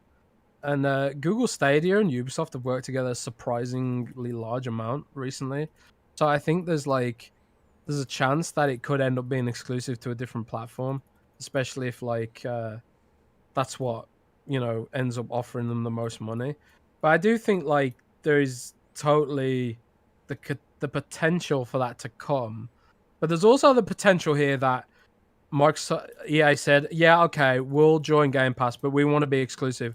We don't want to share that mind space with Ubisoft service, So there's loads of different factors which could or could not affect whether or not that happens. But either way, it's an interesting time for all that sort of stuff. Yeah. Rajat says, which one is better, Metal Gear Solid 5 versus Call of Duty Infinite Warfare? That's an interesting. Metal Gear Solid 5 versus what? Yeah, I like completely different games. I know. That's what I was saying. It's interesting because it's completely different. I will say I really enjoyed Infinite Warfare's campaign. Are they both on sale and cost the same amount right now? If they're both on sale and cost the same amount, you're trying to decide which to buy, and you haven't played Phantom Pain. I think Phantom Pain's probably you'll get more out of it. Because people are even playing it called Infinite Warfare Online anymore. I don't know. Nah, I don't think. Yeah, but the campaign for Infinite Warfare is actually really good. Which one was that? From Infinite Warfare was, I think, from 2016. I want to say. Is that Kevin Spacey? No, that was the one year before. That was Advanced Warfare. All right. Okay. So I don't. They all just sort of blend together for me. They do. I guess it really depends on what you want. You want stealth game? Metal Gear Solid 5. If you want action game, although you can play Metal Gear Solid action. You want a sci-fi setting shooter, Infinite Warfare. Essentially. So, I think that's gonna be it. We actually went way longer than I thought, but we had a lot here to talk about. So we appreciate everyone being here. Sorry I went off on the trolls earlier and got a little angry. Put them in their place, but it had to happen. And maybe I'll stop doing that. But maybe next week I'll be like, Jez, we can no longer talk. Because if we only talk about Xbox, that means Jez can never talk about World of Warcraft or Nintendo ever again, which maybe is a good thing. Maybe if we just strictly talk only about Xbox and never mention any other system, that means I'll never have to hear about Pokemon ever again, and Jez can never force me to play some stupid-ass Nintendo games. Wow. Think about it. That could have benefits for me. You know what I mean? That's just mean. Yeah. So, with that said, we will be back next week on the 11th. Hopefully, Microsoft reveals something at the Game Awards. Which we can then discuss. Maybe we'll be talking about the Initiatives game and what it is. We'll actually have a title. You never know. You got anything to say before we get out of here, Jez? Nah. Hugs and kisses. Be nice to each other. And keep it gaming, friendos. That's right. Keep it gaming. We'll be back here next week.